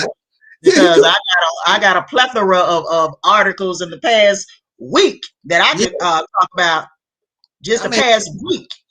Yeah, keep rolling. I was enjoying it. Okay. I do want to say that I did ask you to be the keynote speaker for our Soul Liberation Day. And I decided I wanted you to do that because you deserve it. You deserve it. You doing the work. You pushing the program. And from what we're hearing tonight, you can definitely handle it. So okay. So that's fine. I will keep on talking because I got some other stuff I need to say. You know, yeah. I got some other stuff. Because baby, I've been writing a lot of stuff lately. But I'm gonna tell you now. I'm gonna tell you. You know, a lot of people underestimated me. You know, they really truly underestimated. I think a lot of people thought, oh yeah, she weak. You know, she ain't gonna do nothing. She weak. You know, she weak. You know, they just looked at me and just assumed, oh yeah, she just came out of Christianity. She don't know nothing. All right. But baby, a lot of y'all don't realize I was studying stuff years ago when it came to, you know, the ancient Babylonian mythology and, you know, Sumerology and Egyptology. I was studying stuff a long time ago when it came to stuff that a lot of it is in my book. Y'all don't understand. I already ran into the Black consciousness community after I walked away from Christianity in April 2011. I had dealings with them back in 2011, the Black consciousness community right here in the Atlanta area. Brother Unk, you know, the Ibn'rad squad. Y'all don't know. Y'all don't know. I've already had history with these people. And I stopped dealing with them for a good reason. There was a good reason I stopped dealing with them in 2013. That's right, in 2013. You know, but I'm not going to get into that. You know, not going to get into the reasons why I stopped dealing with, you know, the so-called consciousness community back in 2013. But, you know, I will say that, you know, many of you thought Angela and I were crazy for the things we were saying, you know, about, you know, our ideas on Operation Exodus, Mississippi. But yet, you know, you continue to listen to these oppression pimps. Right. Your head up with lies about a divine savior and redeemer who will rescue the so-called Negro in North America from the white man. I got news for you. Nobody's coming to save you. There's no redeemers or no saviors that are coming down here in any spaceships or coming through the sky on a white horse, like the biblical Christ in the book of Revelation. Nobody is coming to save you, Negro. Nobody is coming to save the American Negro. We have to save ourselves. And I understand it's very disappointing to a lot of y'all thinking that, you know, here you are, you've been taught all these years that, you know, there's a God that loves you and cares about you. And, you know, he's going to come and rescue you. But I got news for you. This God right here don't give a shit about humanity. Okay. I'm just letting y'all know. Okay. Like I said, they're not your saviors. They're not your liberators. They're your worst nightmare. Okay. Now, let me tell you. Listen up. You know, a lot of y'all are still unconscious, even while listening to Angel Snutting Up. You know, even while listening to me, you're still unconscious. Okay. While you're calling Angel and I unconscious. Meanwhile, you have offered no real solutions. No real solutions to the masses of American Black people while espousing your pro-Black consciousness rhetoric and hosting endless debates, neither of which will help us to become a liberated people. And no, before you say, well, you know, why don't you present your solutions to the people? You know, why don't you bring us your solutions? No, we're not gonna tell you everything because some of y'all are agents of white supremacy. Because you are basically here to neutralize Operation Exodus, Mississippi. A lot of y'all are compromised. And I ain't talking about folks in this chat room. I'm talking about, you know, I'm just talking in general, like, you know, to whoever is going to listen to this live stream later on. after the live stream ends. I'm not talking about y'all in the chat room. So please let me clarify right now before somebody get mad at me in this chat room. I'm not talking about anybody in this chat room right here, okay? Nobody. I just want to let you know right now. I'm talking about the folks that are listening, that are going to be listening later on to this live stream, later, after this live stream ends, okay? Now, let me get back to, you know, what I was saying previously. You know, a lot of these people are agents of white supremacy. We don't need COINTELPRO no more. We don't need the white man's COINTELPRO in order to neutralize and tear down the idea of Operation Exodus Mississippi. Okay? We no longer need the white man for that. We no longer need the KKK or the skinheads or the FBI or the CIA, because they can just use one of the compromised Negroes among us in order to infiltrate and come on these live streams and listen and take notes and then pass the information back to their slave masters at the FBI. Y'all understand what I'm saying? Now, okay, you know, you still have the mind of a slave while proclaiming to be kings and queens. And like I told y'all, that concept alone really came from ancient extraterrestrials, according to ancient sources, okay? Ancient sources like the Enuma Elish, which is the 7 tablets of creation, which is the Babylonian creation myth. It came from that concept. I'm talking about the king and queen concept came from those ancient concepts of these extraterrestrials having not only put themselves over the people as gods and spiritual leaders and overlords, but also having after they procreated with human women and had children, you know, offspring, they placed their offspring over the people to rule as kings and queens and rulers. Do y'all get the concept now? Okay. Do y'all get the concept? It's in my book. It's in my book. Okay. Now, according to some people, I'm unconscious. I'm unconscious, according to the Jezebel in the, I ain't gonna call them out. According to the Jezebel in the Black Consciousness clique, okay? And she had to teach me about being conscious, according to her. First of all, I never needed you to teach me anything. I never needed you to raise up my consciousness. I don't need your slave religions. I mean, your slave religions, because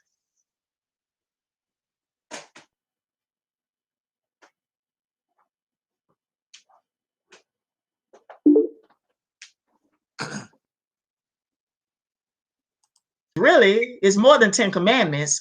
I read and I also heard there are over 600 commandments in the Old Testament. That's a form of goddamn mental slavery. To form you know, a form of mental slavery to bind you to a set of rules and guidelines by ancient extraterrestrials like this MF that don't care nothing about humanity. Do y'all get the concept? Do y'all get what I'm saying? Okay. I don't need your Abrahamic gods and goddesses. I don't need your Moorish science to be conscious. I know exactly who and what I am. What is consciousness?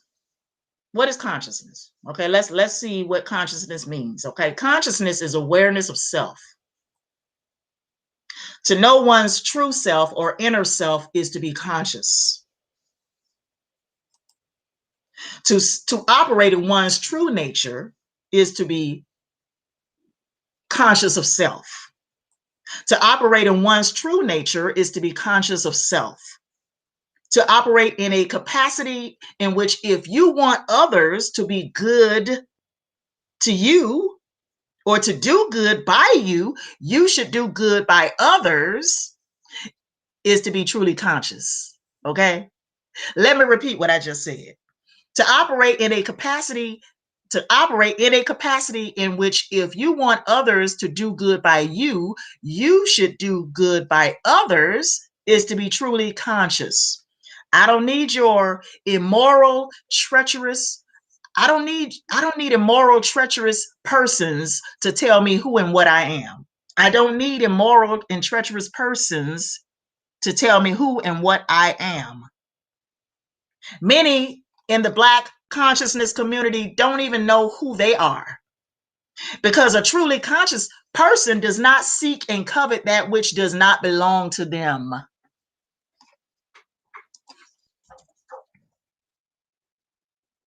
A truly conscious person does not operate in deceit and treachery like many of you in the pro-Black consciousness, Black supremacy, Moorish, Hebrew Israelite, Nation of Islam, and Islamic community. Okay? Let me repeat. A truly conscious person does not operate in deceit and treachery like many of you in the pro-Black consciousness, Black supremacy, Moorish, Hebrew Israelite, Nation of Islam, and Islamic community. You should first become conscious before you declare others to be unconscious. Your biblical saviors and divine spirits are not going to bring you liberation. Your biblical saviors and divine spirits, keyword divine, are not going to bring you liberation. Your inflated egos are not going to stop police shootings of unarmed Black people. Your marches, your protests, your Black power chants, and Black Lives Matter won't bring you to a status on equal footing with the white man in this country. Your disunity won't allow it. The white man knows exactly those in our community who are compromised, and all the police or any law enforcement agency have to do is corner you and slap a bogus charge on you, and you will betray your own family members and friends to get those charges dropped. It happened with the Black Panther Party. It happened with the Nation of Islam. It is currently happening with you, pro-Black, Pan-African hustlers, many of whom are compromised. Umar Johnson? I ain't gonna say the other name. I know somebody else. I ain't gonna say the other name, though. Many of you have been listed as a Black identity extremist by various law enforcement agencies. Before you judge and overly criticize Taalik and I, Angel Snuffing Up 7 and I, you better get your own houses in order.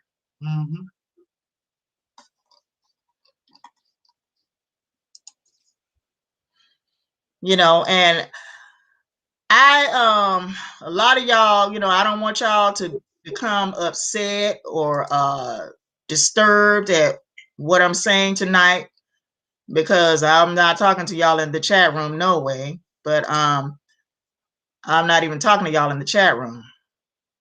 But you know, we need to hear these things, because we can no longer afford to walk around here with a naive attitude, thinking that these Black consciousness people is here for our liberation, when they're not.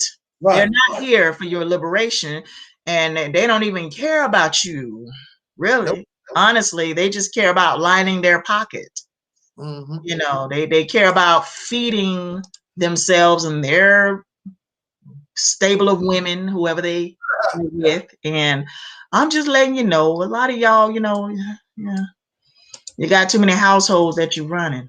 You know, you got too many households that you're running, and baby, you're gonna be in for it with all these households y'all running.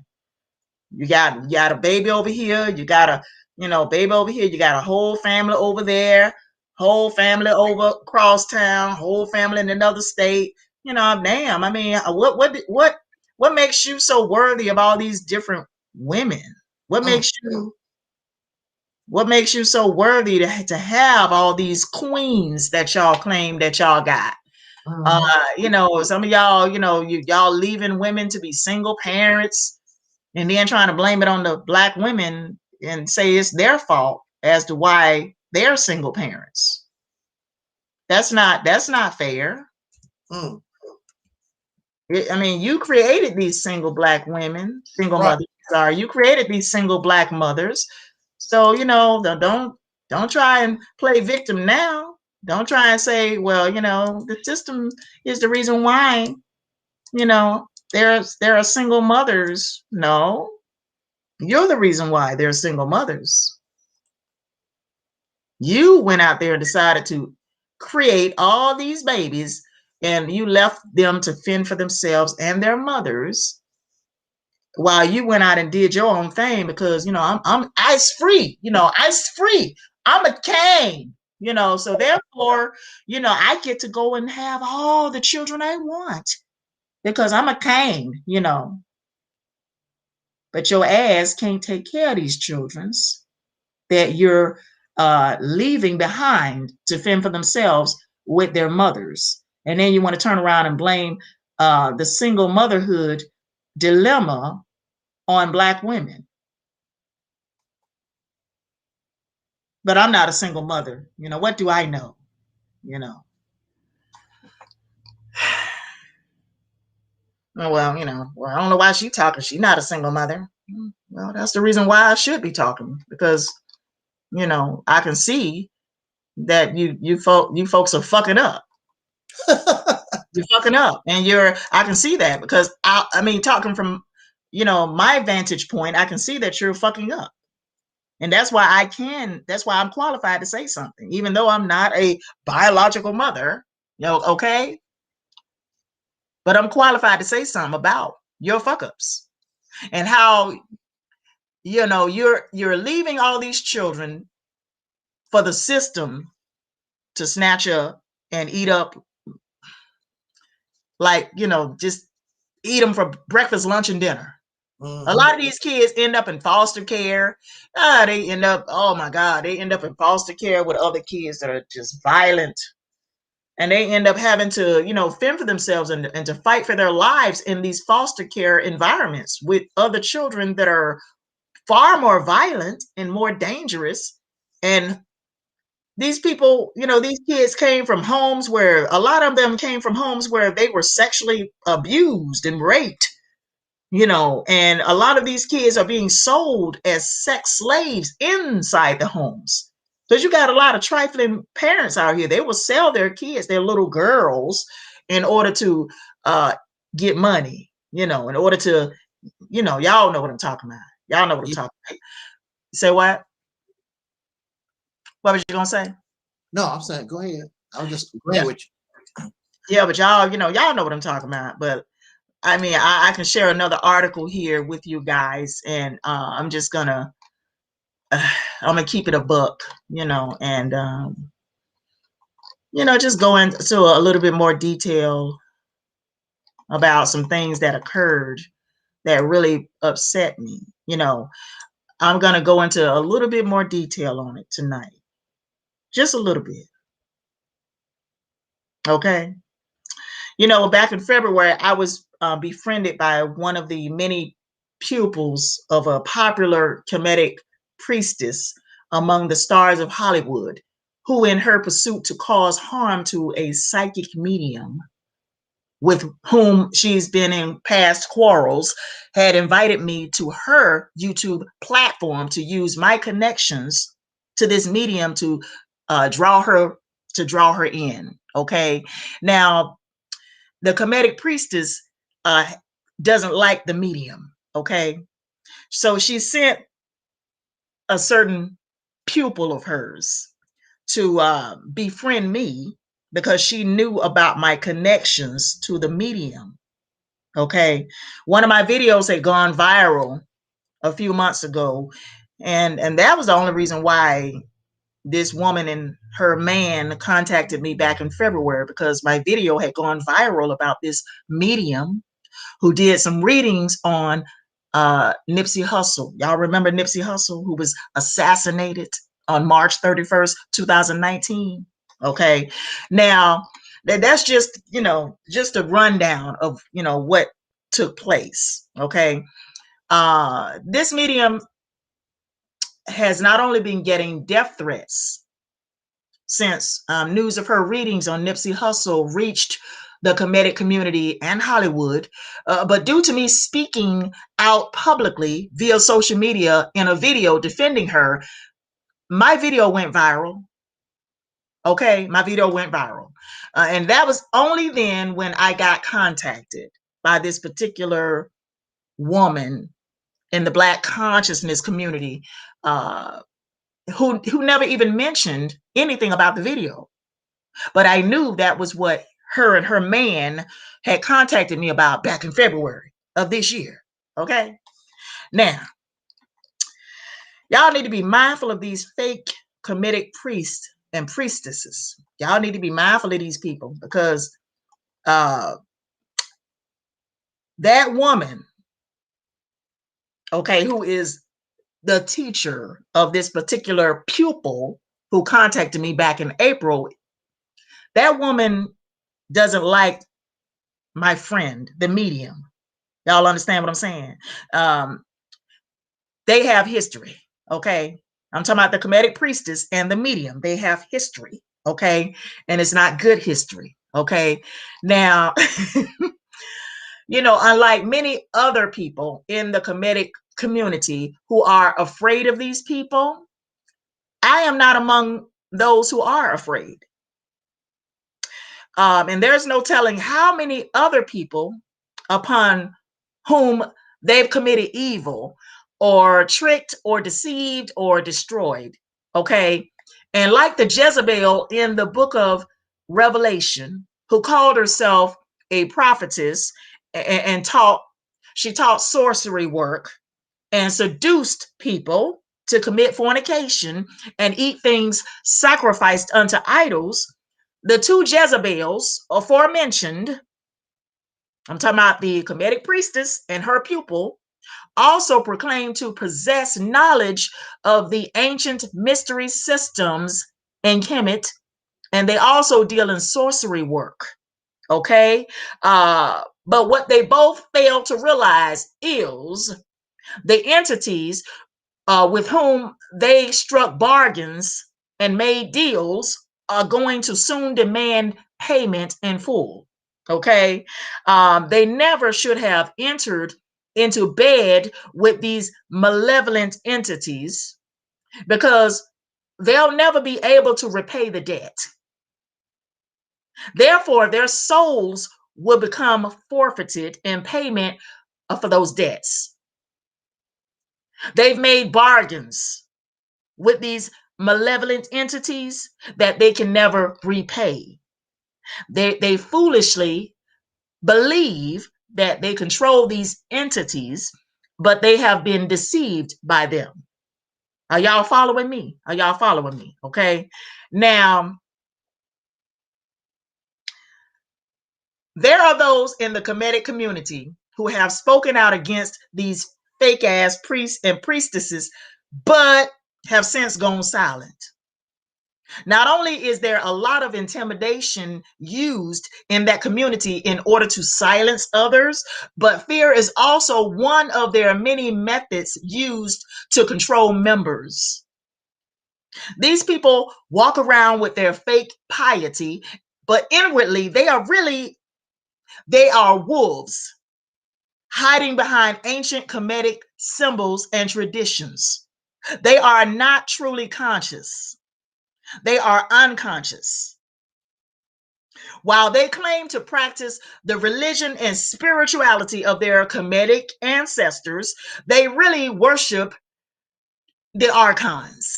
Okay. Y'all remember what I talked about earlier when I said the archons that I wrote about in my book? Okay. Okay. Yeah. But anyway,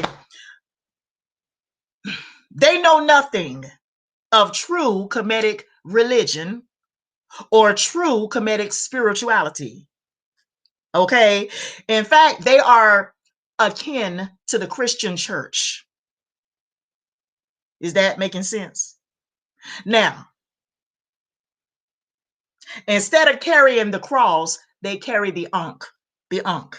Okay. Y'all know what an Ankh is? Anyway, instead of worshiping the fake biblical Jesus of the 4 Gospels, they worship the archons. They pretend to be wise, but they are fools. And I'm telling people to beware of these people because they are not who they appear to be. Okay.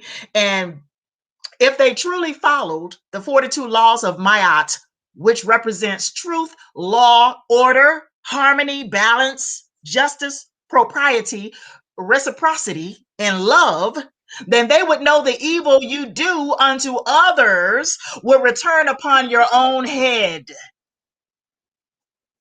And they would act accordingly. They're not righteous teachers.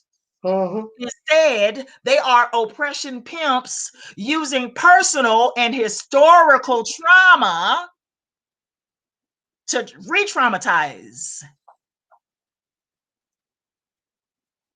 Let me repeat what I just said. They are not righteous teachers. Instead, they are oppression pimps using personal and historical trauma to re-traumatize. It's easier to control a person who has been traumatized. Do y'all get me? Because we are historically a traumatized people. These oppression pimps in the Kemetic community and in the Hebrew Israelite community and in the pro-Black African spirituality community and you know, they can easily control you because you have been traumatized. Okay. Beware of the evil you visit upon others, because evil will surely return upon your own head. Okay. And I think I've done enough talking tonight. And I am going to pass the mic.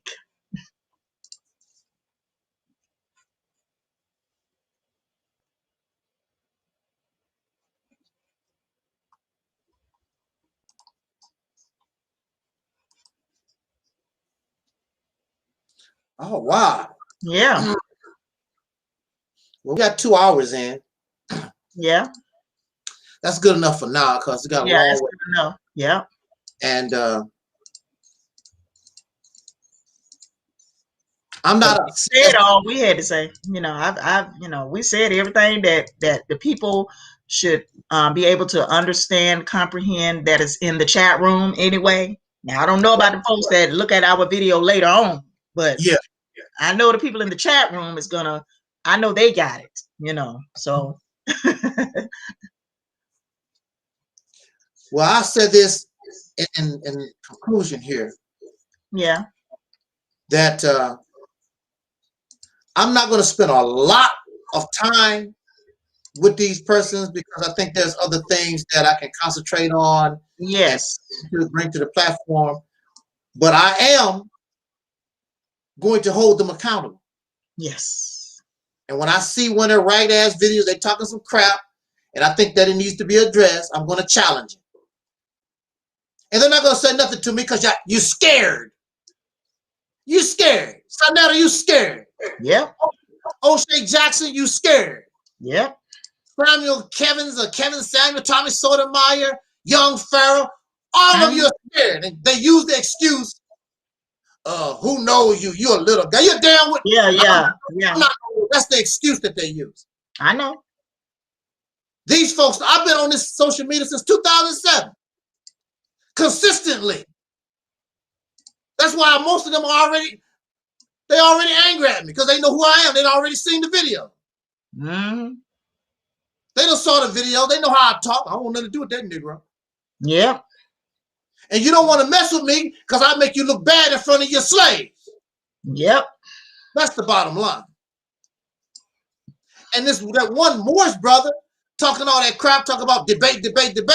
When he finally saw what he was dealing with, he said, I just leave this cat alone, period. Yep. Because I'm not going to let you come to me talk about, I'm going to show you God, you're going to science out. No, it's very simple, sir. Bring your God to the live stream. I don't want to talk to you. I want to talk to you, to Master Muhammad. I want to talk to Yahweh. I want to talk to these gods in person. I don't need to talk to you. Why should I talk to the child when I can talk to the parent? But you know that your God can't come to the live stream because your God don't exist. Your God only exists in your mind. Yeah. It's a belief. You can't bring your God to this live stream at no time. None of these gods. And it's about 5,000. I was looking, it's like 5,000 different gods. None of them have made an appearance to show plain and clear who and what they are. None of them. And there's a reason for that. Because they don't exist. Only in your mind. And you can, you know, some of these religions said don't make a graven image of this God, but some do make, you know, stones, and may make pictures or whatever. But that's just the imagination of man. There's no God that has actually made an appearance. We've never seen an actual alien. We've never seen none of this stuff. We've never seen none of it. Israelite, Black, Nazarite order, whatever. He said he's right. The Most High is in the mind. The imagination. It don't exist. You got to be high to believe in the Most High. That's an unnatural behavior. Somebody, not God, a man had to teach you this. If you was left alone, you wouldn't be talking about no Most High. You wouldn't be talking about no Yahweh or Jesus or none of that. That had to be taught to you. Otherwise, you ain't gonna be no baby just coming to this world and all of a sudden one day, Jesus. I never heard it. I've never seen, never heard it happen. Praise be to Allah. What? We read it in a book. That's how we learned about it. You know, it was in a book. I told you. Somebody told you. Yeah, it was in a book. That's how we learned about it. Some of us can't read. We was told. We didn't even read the book. Somebody told us that. We didn't read a book. And then, you know, you force that stuff on your children, and we pass this lie down from generation to generation. And nobody ever seen Allah. Nobody ever seen Yahweh, Yahshua. Ain't nobody seen none of this. Never. If that makes you feel good and you need it, you should ask yourself the question, why do you need it? That's what you should ask yourself a question. Why do you need it? Well, I got to believe. Why? Because you was taught this stuff.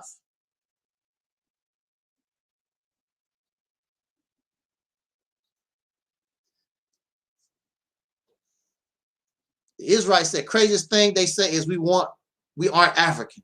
We're not no Africans. We're not African. We're not Aboriginal either. That's our background of our ancestors. But the American so-called Negro is an admixture people created on a slave plantation from all these other captured folks that was forced to intermingle with one another, including the cracker, due to rape. And that's what we are. That's why you cannot take a female and a male American Negro and say, this is what we look like. Because we don't. We come in many, many varieties. Very, very light, very, very dark. Big noses, thin noses. Sister Ann, she says she diluted. That's right, that's what we do, diluted. I mean, just take some of us, look at remember your family reunion? Y'all don't look the same, nowhere close. Everybody look a little different. I'm just now tripping off of it. I'm just now tripping off of it. And really, in my family reunion, there's more lighter skinned people than there is dark people like me. I'm rare. Everybody else is brown or high yellow, some crap, you know. My grandfather had a thin, very thin nose and thin lips. And my mother, they said when she was younger, she had hair all the way down to her back, almost straight like. Barely had to, didn't hardly have to hot comb it when she was young. And it grew all the way down her back. But see, when you're a soul brother and sister, we don't trip off of that stuff. We take you as you are. We know who you are. As long as you're a descendant of slave, come on with it. I'm not tripping off your skin color. But see, when you get into this black power crap, they trip off skin color. So since you trip off skin color, your happy ass not black. Black is recessive. When you go to the paint store and ask for black, they're not going to bring you brown. They're going to bring you a shade of black. They're not going to bring you brown. Brown is not black. Well, you see, black people produce all the different colors. Yeah, but that's recessive. The original man is an Asiatic black man. That means he's pure. He's not the recessive. He is the dominant. Brown is the recessive. Anything louder than black is the recessive. So you're not a black man. The Negro is not a black man. He's not an original black man. Because if we was the original black man, we'd be dark as hell. Go on Google and see what real black people look like. I should go ahead and look it up and share the screen. Them people dark as hell. We ain't know what me. Can you look it up and share the screen? Yeah, let me see if I can look it up real quick. We got a little time here. Yeah, share the screen. We got a little time. Let me look it up real quick. As you know, these pro-blackity black folks saying folks ain't black. They always going around talking about folks ain't black, but they ass light as hell. Right. You know, always talking about you ain't black. If you ain't in the conscious community, you ain't black. Yeah. Or you're not black enough. But their ass is light skinned. Their ass is brown. See what I'm saying? Yeah. You know. Okay. Let me show you some for real darkness. Dark, yes. Real true dark black. Now the image that I want to show you, that's on my computer. It's not popping up in these images, but here's one. Here's one. Here's one. Let me share this. Sister Ann said, damn, I'm recessive too. Yeah. Because dark means dark. You know what I mean? You're not no brown skin. You know? Not no chocolate skin. We talking about black, you know. Yeah, right. Sister Ann said, yeah, so dark they be looking purple looking. Yep.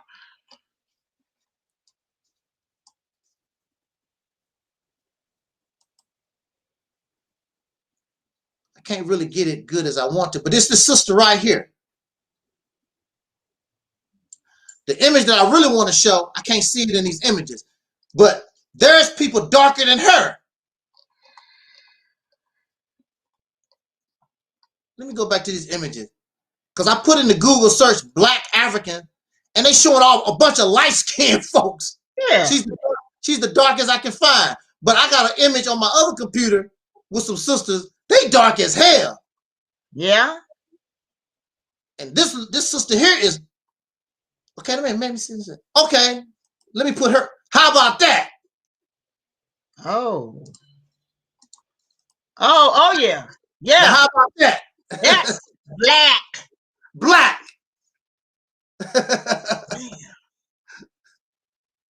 Oh shit. Now that's dominant. That's dominant. Now I'm a dark-skinned person. I'm not even close to her. Sure ain't. And Rashida is not close to her either. Sure ain't. So if you want to talk all that blackity black stuff, Your happy ass is not black either. That's dark. That's black. Black is dominant. Anything lighter than this is going to be recessive. It's some kind of mix. This is dark. They always going around calling folks anti-black because they don't agree with their Pan-African ideologies, and because we may challenge their you know, pro-black teachings, they want to call you anti-black. You know what I mean? Like they want to go in and call you anti-black, as if to say you're not, you know, one of us. That's what they're saying. You're not one of us. You know, that's what they really saying.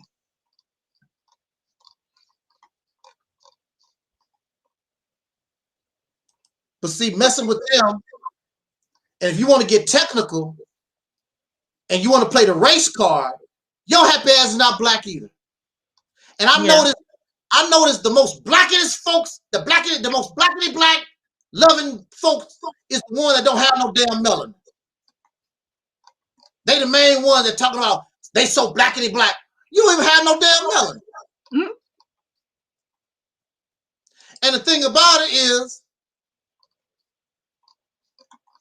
you can run your mouth about you know how much you love black, but when it comes down to it, you don't see them running and chasing real dark skinned folks. They chase the ones that look like them, you know, light skinned black.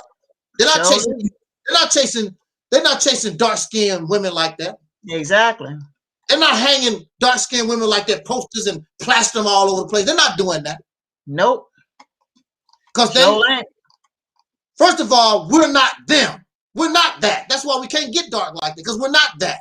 We're not. We got that in our background, I'm pretty sure. But I mean, I found out 2 weeks ago that my grandmother's daddy was Native American. My sister told me that my grandmother's father was Native American, and here all this time I thought he was white. All this time I thought he was a white man, but he wasn't. He was a Native American. I just found that out. Yep. So I mean, this we gotta let this blackity, we gotta let this skin color crap go, because that's what caused our problem to begin with. Yep. You cannot expect something that caused your problem to solve your problem. It's not. And when you have that type of mindset, you're thinking like your enemy, and they do. They think their idea of success is the same way white people think about success. Yeah. Houses and swimming pools, and you know, that's success. There's no difference in there. They think just like the Peckerwood do. Yep. Same success. They think the same kind of way. But like I say, we're not going to spend a whole lot of time messing with these folks. But I'm going to go in on them, because they have to be held accountable, because you're taking people's money, you're selling false hopes and dreams. Yep. You know, you're a liar. This is how they approach you. When they first know you, hey, sister Alberta, how you doing, sister? And they be, Sister Noble. Sister, how you doing? You know, and be skinning and grinning and blah blah. And their whole attitude changed when it seems like you're not on board with their program. Oh. It seems like, damn, you know, you're not going for my brainwashing. It looks like you're not impressed by my scholarship. Nope. I know they don't like me, because I immediately show them I'm not impressed by your crap. They don't like that. No. You know, no, you should be impressed by me, because I'm fully awake. Yep. I don't need your God. So I don't need I'm black 24 hours a day. I don't need that stuff. Yep. Yep. What I need is to get out of jail. That's what I need. I don't need to be told that I'm conscious. You know, right. We don't need to be told we're conscious. Right. Don't need it. So we're gonna go in on it. But I don't have a lot of time, and I don't want to have enough time. I have other things to offer just to be messing with them, because they're not gonna come at us. We're too strong. Yeah. You're not gonna mess with their excuse is, man, they ain't talking about nothing anyway, you know, whatever. No, because you know, if you come this way, you're gonna get your ass whipped. Yep. And myself and brother Maurice, he was on the program, and I told the people, as far as the Mississippi campaign is concerned, set up a debate. Whatever you got is better than the Mississippi campaign. Myself and Maurice, we'll do tag team debate over the solution. And that was a month or so ago. Mm-hmm. Haven't got one offer. Because I'm already bad by myself. Maurice is bad by himself. We put us together, I've got a guaranteed ass whooping cup. Yeah. You got it's guaranteed. Yeah. I can guarantee it. Because all this other Fruit Loop stuff, it's not. Even brother Maurice is pro-black, and he know better that stuff is not working. Yeah, not working. Yeah. You got to find a different way of doing things. So on that note, we're going to get out of here. But I want to remind you, thank you for those who are listening and those who are in the chat room for joining us. Thank you so much for joining us. Thank you for Rest Stream, however you call it. This is a new format. I guess we're going to be using this for a while. I don't know what the limit is. I don't know. It's brand new. First time I used it. It seems like it's done pretty well. Yeah. So you got it's going on your YouTube channel? Yeah, it should do the same thing that StreamYard was doing. Okay. But I don't know what the limit is, you know, because you can pay for time on StreamYard, and you can pay for time on this format here. But I don't know what their I don't know what their limitations is yet or not. I don't know what it is. But this is the free version. Of course, if you want some other fancy stuff, you have to pay for it. Actually, they are cheaper than StreamYard. Yeah. Start off, $16, while StreamYard is $25. Okay. A month. But if those who have not watched yet my video lecture from yesterday, Fake Ass Fathers, Black Men's Jealousy of a Soul Sister, there's the link. Go check it out. It's 3 hours long. But I covered a whole lot of stuff there. And if you haven't seen it, I'm going to play it again on the channel. Maybe early next week. I think I got it scheduled. You can watch it premiere again. And then I also broke down certain sections that I was talking about. I talked about Kevin Samuels. I talked about King Randall, and of course the Nation of Islam. And I broke them off and put them in different, separate subject matters. And but that's a good lecture for us to listen to. I think some of the brothers don't like that video because I went off on the brothers really, really tough. Oh yeah. I know you did. I'm gonna re-upload it and post it on my and post it on my channel. Yeah, I don't think some of the brothers really like that. I got 5 dislikes almost immediately. Oh yeah, I know they did not like it. Oh no, they don't like you, honey. Talking about them. Yeah, but see, I don't cuddle us. I don't cuddle men. I know you don't. Man up. I know you don't coddle them. I know. You can't handle a YouTube video as a man. Are you serious? So you useless anywhere else. You can't strengthen your nation. You can't build a nation because somebody made fun of you on a YouTube video. You can't handle that. Well, you damn sure can't handle nothing else. Yep.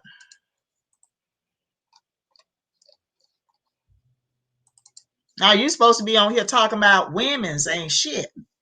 Right. That's what you're supposed to be doing. You're supposed to be on YouTube crying about black women's ain't shit. Like Tommy Sotomayor and Kevin Samuels. That's what you supposed to be doing. Honey, you would get all types of donations if you was on this mother, talking about black women's ain't shit, and y'all need to get y'all shit together, and too many single mothers out here, and if you was crying, and going off on black women, you would get all these folks that was against you to start listening to you. And they would start, and they would come around and try to be your friend again, and you get all types of donations, honey. You get all types of donations. I guarantee it. If you was on here talking down on black women and black women's bodies, and talking about how y'all ain't number some hoes, and and y'all out here destroying the black community, and and all kinds of stuff, honey. If you was saying, oh, my mama wasn't shit, and you was on here talking about, oh yeah, my sisters ain't shit, they got all them baby daddies, they got all them baby daddies, and then and they out here whole hopping around, honey, you get all kinds of views. You would get all kinds of likes, all kinds of views, all kinds of donations. I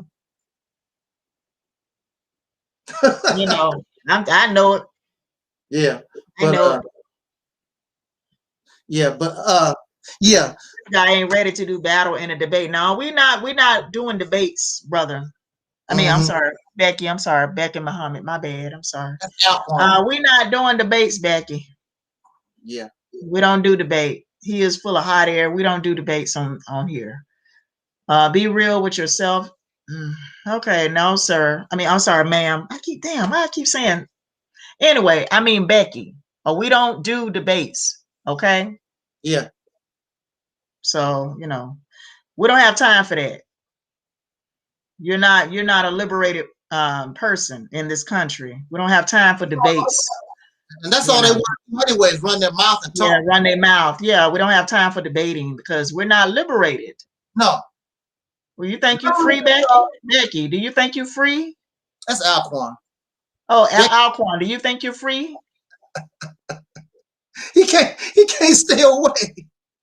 Alquan, do you think? Oh, Alquan is an agent. I think Alquan is an agent. That's what I really think. That's my honest opinion. But he got a lot of, he messed with everybody. Tariq Nasheed. He's an agent. Yeah, he's an agent. Yeah. Anyway, on that note, we're gonna be Audi 5000, and I guess we're going to. Yeah, right. I guess we're going to. I don't know. We can go between the two. Now we're gonna, if this live stream is anything like StreamYard, they give you 20 hours free, and StreamYard give you 20 hours free. Hell, we got it going on now. Yeah. I think you can. I forgot how many people they can join the live stream. I think at least 6 people. That's good enough. Yeah. So on that note, thank you, brothers and sisters, for listening. Sister Karen, Becky Muhammad, Soul Sister Ann, Tracy, Deacons. Thank everybody for joining us in the live stream. And those who are watching and those who will be watching later on, I really appreciate your being here. Is always an honor. And again, we're not here to try to hurt people's feelings and whatever. And that's not the purpose. But we have to be including ourselves, especially when you're taking people's money and their time and their labor, and you're making these promises. You have to be held accountable. It's just simple as that. It's over. This is not a business. They done turned Black Power into a business. Into a business. Yeah. They sure have. I'm doing this to make money for my family. Get your ass a job. Liberation ain't no damn. I'm making money. You ever see somebody in the 60s, Dr. King talking, I'm doing this to make money because this is my job? It's not a job. It's a struggle. You're under oppression. Yep. They done made a joke out the whole thing. I mean, do they want to do? I mean, I wonder, do folks want to be liberated? I wonder, because I think a lot of people are comfortable being slaves. They are. That's my opinion. They've been real comfortable telling it. I mean, yeah, like Karen said, tell it. You know, yeah. I mean, I think a lot of folks just comfortable in this system. They've already decided, well, you know, well, I might as well be happy if I'm going to be a slave. You know, might as well. But the thing is, you can't be happy in a system of enslavement. Yeah. You can't be happy in a system of enslavement. You know, you'll never be really satisfied. You'll never really be truly happy. You'll never be really truly content. You'll never be truly satisfied in this type of environment. Right. You never will be. Right. I mean, even the slave had every time they was out there, they weren't always getting their ass. They was out drinking, you know, doing whatever, you know. Yeah. But we talking about truly happy, truly content. Yeah. Really happy, really content. You'll never be. Not in this type of system. Not in this type of environment. No. No. I mean, we can go through the motions, you know, you can go out drinking and partying and, you know, sexing and doing whatever, you know, to try to make yourself feel happy. Mm-hmm. You can do that. But I know a lot of people are miserable. They are fucking miserable. And even with money. Yeah. They got money and they are miserable. Yeah. You know, a lot of these black entertainers, black celebrities, they are miserable. Mm-hmm. Especially if you're a black entertainer, you know, somebody like Will Smith, you know, you live in, you know, in vogue. Yeah. They put themselves in a position they can't really express their true feelings and how they feel about things because they got to be careful. I don't want to offend, you know. Yeah, my white masters. Yeah. Yeah, or whoever, you know, or a gay community or whatever. Mm-hmm. They cannot express how they really truly feel about life and things. Mm-hmm. Because I know, like Terry here, I watched some of the interviews and she talked. I'm watching her body language, and she's trying to make sure that she's, you know, be cool. Yeah, yeah. That's a stressful life. Mm-hmm. And when she get home, they say what they really want to say. Yeah, oh yeah, yeah. Say what they really want to say. Behind closed doors, yeah. Behind closed doors. But that's a stressful life. Yeah. I'm so happy I don't have no stress. I talk to whoever. Negro, I don't give a damn what the Negro think. I don't care about no homosexuals think. I don't care what the cracker think. I just say it feels so free to be able to talk the way I want to talk. Exactly. It's a wonderful thing. Not have to worry about my money being dried up because I said something that the white power establishment did not like. Yeah. I mean, you can't make certain comments. You can't say nothing about Israel. Nothing. No, nothing. Nothing. You know, because they, you know, child play, they'll fire you off these jobs and everything. You know, like Mark Lamont Hill got fired from CNN for making comments about 2 years ago concerning the state of Israel. And I ain't gonna repeat what he said, but it got him fired off CNN. Okay. I mean, just certain things you can't say, like young Pharaoh. He spoke on, you know, the Israelites. I mean, the Hebrew. I'm sorry, not the Hebrews, but the Jewish people. He spoke on the Jewish people. I can't repeat what he said, but you know, his brand took a hit because he spoke against the Jewish people. Yeah. You know, can't say certain things. So on YouTube, it's 3 strikes you out. They say he already was in flag, you know, trouble. Oh yeah, yeah. He went and crossed the line. And I guess he thought because he was a big YouTuber. Yeah. They don't care. They don't care. You might be a big YouTuber, but I'm the master of all of it. Exactly. Like that. Yeah, they run YouTube. They run Facebook. We don't run it. Right. They don't care about you being a big YouTuber. We don't control it. We don't control nothing. And he been, as far as I know, he been silent since that. Oh yeah. Oh yeah. Yep. He definitely been deplatformed.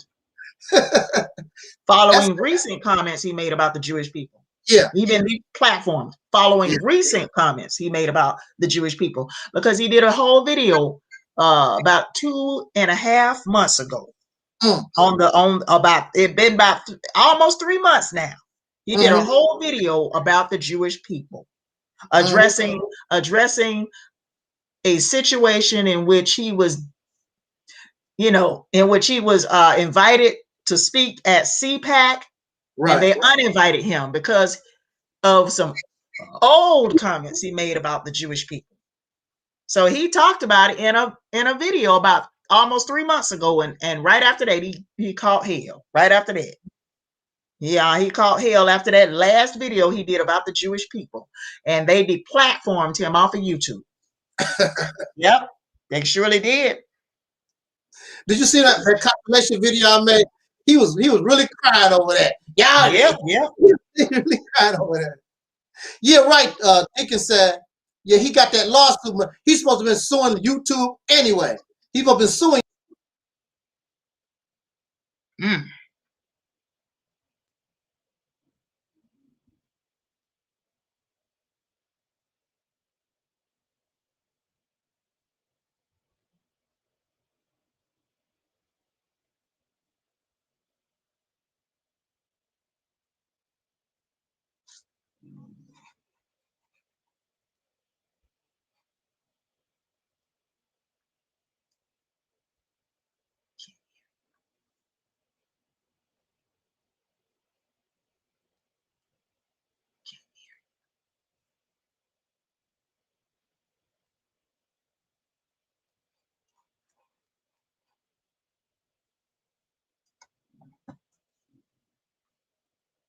Hey, yeah, you froze up. Yeah, my computer done shut down.